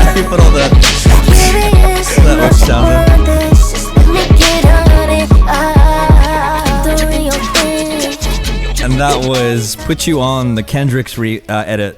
That was by Lara Andalio. Hey. And Garcia, what song you want to nominate on the Cheatcoders stash? Song I came across on a IG reel. The artist is, I think it's pronounced Micro Rap Phone. Like microphone. Like microphone. And the song is called Hindi Ako Nagbibrip. I feel like I've heard this one before. Yeah, it's not new. It's new to me, but you know, I just found it hilarious. Are you gonna play it? I'm about to play it. I just because I cancelled my Spotify premium, so I'm gonna just. I just saw the ad. Yeah, dude, it's like a 30-second ad. Just taking ages. Man. Come on, might have to resubscribe. All right, here we go. It's coming. No, it's another one. Jesus Christ. Ads, man, they're just everywhere. 30 seconds? That was the 30-second ad, and this is a 10-second ad. Here we go. Hindi Ako Nagbibrip by Micro Rap Phone. Micro Rap Phone. This is hilarious already. Sobrang init. Mainit pa sa pandesal. This is fire. Oh shit. This is like Silk Pancit or some shit. Silk Pancit. Oh my god. Kuryente ubod ng mahal. Ubod ng mahal. Ikaw ay pawisan. It kind of sounds like Raph though. Swapping lang. Sobrang presko. Sa aking pwesto. Ito ang aking sikreto. Hindi.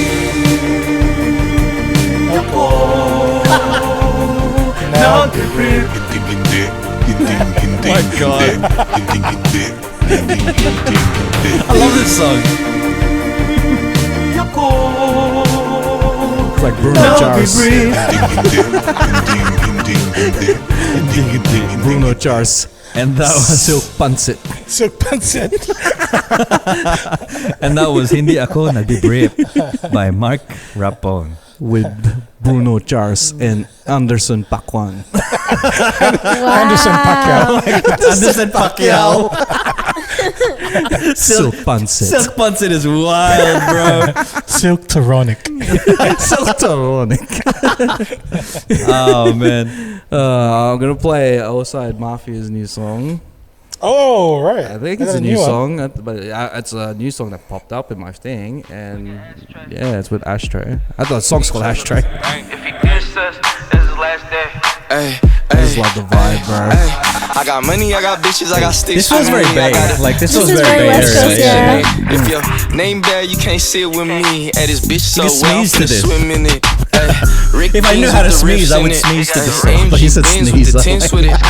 Other in the strike, he tryna spin with it. Had these diamonds on my body and they glistening. Like Parker Sugar look like it's valet. Ooh, tippy toe his shit like it's ballet. Hey, But this was shit. let me see your 3D. He ain't even get away. Like this thick bitch rolling off the pills and the coke. Now she tryna come fuck with the gang. This feels very West Coast, yeah. Shout out to Tito Forte. Tito Forte. We gon' smoke some like an ashtray. I'ma spin bins on a bad day. If he diss us, that's his last day. Bad bitch tryna fuck, ooh she nasty. We gon' smoke some like an ashtray. I'ma spin bins on a bad day. If he diss us, Outside Mafia is killing it, bro. And that was Ashtray by Outside Mafia and MB Now. Yeah.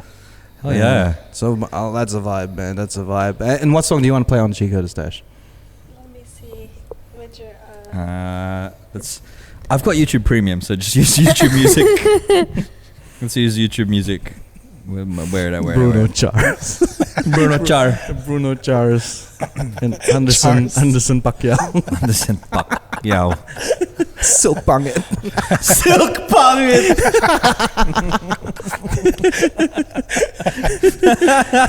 Smoking by the lit joint. Oh man, can you leave the light open? Can you leave the light light open. Leave the light open. Can you leave the light open? Oh man. Oh, dude, we're having too much fun. Peter's just like. Is it playing? Yeah, I just gotta turn the volume up. So you know I had to slide. A very therapeutic this. I'm the gentle gig general. Yeah, I go dumb, but I keep it so minimal. Yeah, I guess This break is a this, but I gentle keep gig my hands on 10 and 2. I go by stride the Seiji whip, but Oda make sure and my Jake shit's Chapman. attended to. Here's even when it lightweight slap, I go dumb. We gon' do it big like V5 fun. They be jacking slang, wonder where it came from. And we all got games, so each one teach one. We all different. I got friends who went to Berkeley School of Music. I got friends who let that Glock spill on you for talking stupid. I got homies that's hella hyphy, born after the hyphy movement. I got OGs who teach peace and start a revolution. Go, beautiful. It's like they recorded it at the back corner of like a library or something. It's like whispering. Shout out D. Grace. I don't want to disturb anyone. Hello.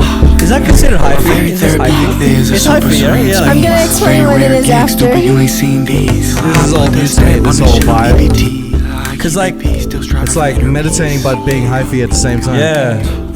Cause like his rhyme scheme with like the cadence is all it's all hyphy, and but like It's a bit So podcasty it's too. still like hyphy, but it's called gentle gig.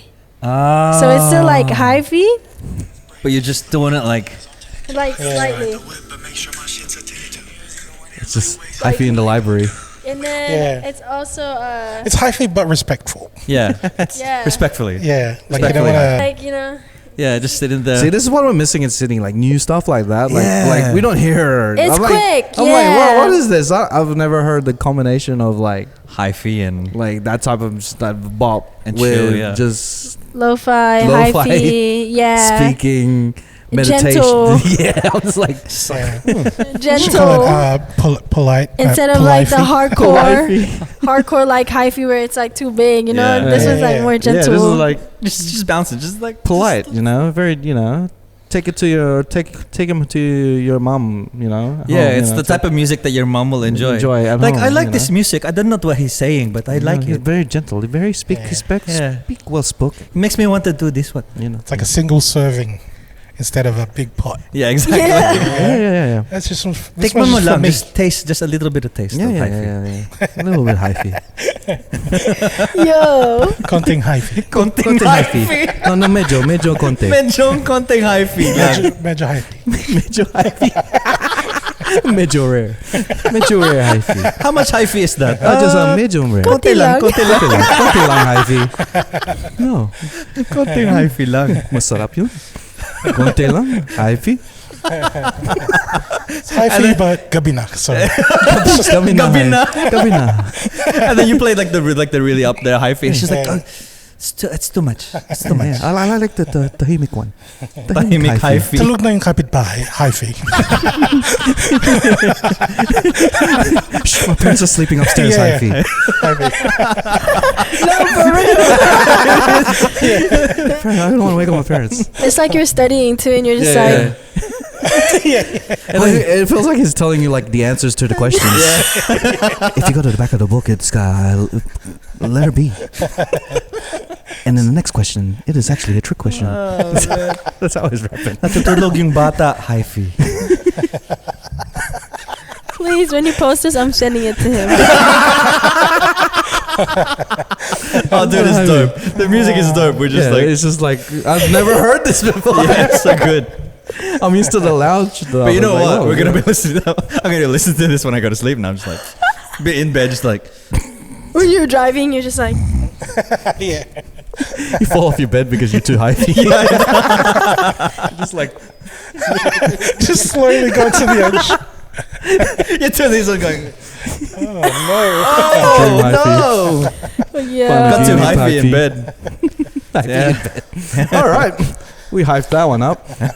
So, where can they find you, PAB? On Instagram at DJ Pia B. Hey. My parties, the Pia Effect _HQ. Hey. On TikTok, DJ Pia B. And on YouTube, Everywhere DJ you Pia go. B. Pia B. Let's go. Pia, pia, pew, pew, pew, pia, pia. Do you have that as a soundbite already? Yeah. Yeah, hell yeah. It is. Hey. And where can they find you, Don Doing Stuff? www.dondoingstuff.com. That's my website, at Don Doing Stuff on all social media platforms. And Garcia, where can they find you? Just Christian Wild Thought on Instagram, or you see us, me and Don, we're on another podcast on the weekend. So it's coming out over the next day. Critical Banter podcast. Yeah, check that out. And you can find me, Raf Yo Yo Yo, or you can find me at the Cheatcoders where? Cheatcoders.shop. Hey, buy our merchandise. We're going to get new designs on our shirts coming soon. Yep. And also you can support us on patreon.com/thecheatcoders. Please support us. We want to keep this going and make this a better show. So the more you support us, the more that can happen. Hell yeah. And finally, thank you once again to Pia B, DJ Pia B, singing us a lullaby, singing about trauma, dancing about tabo.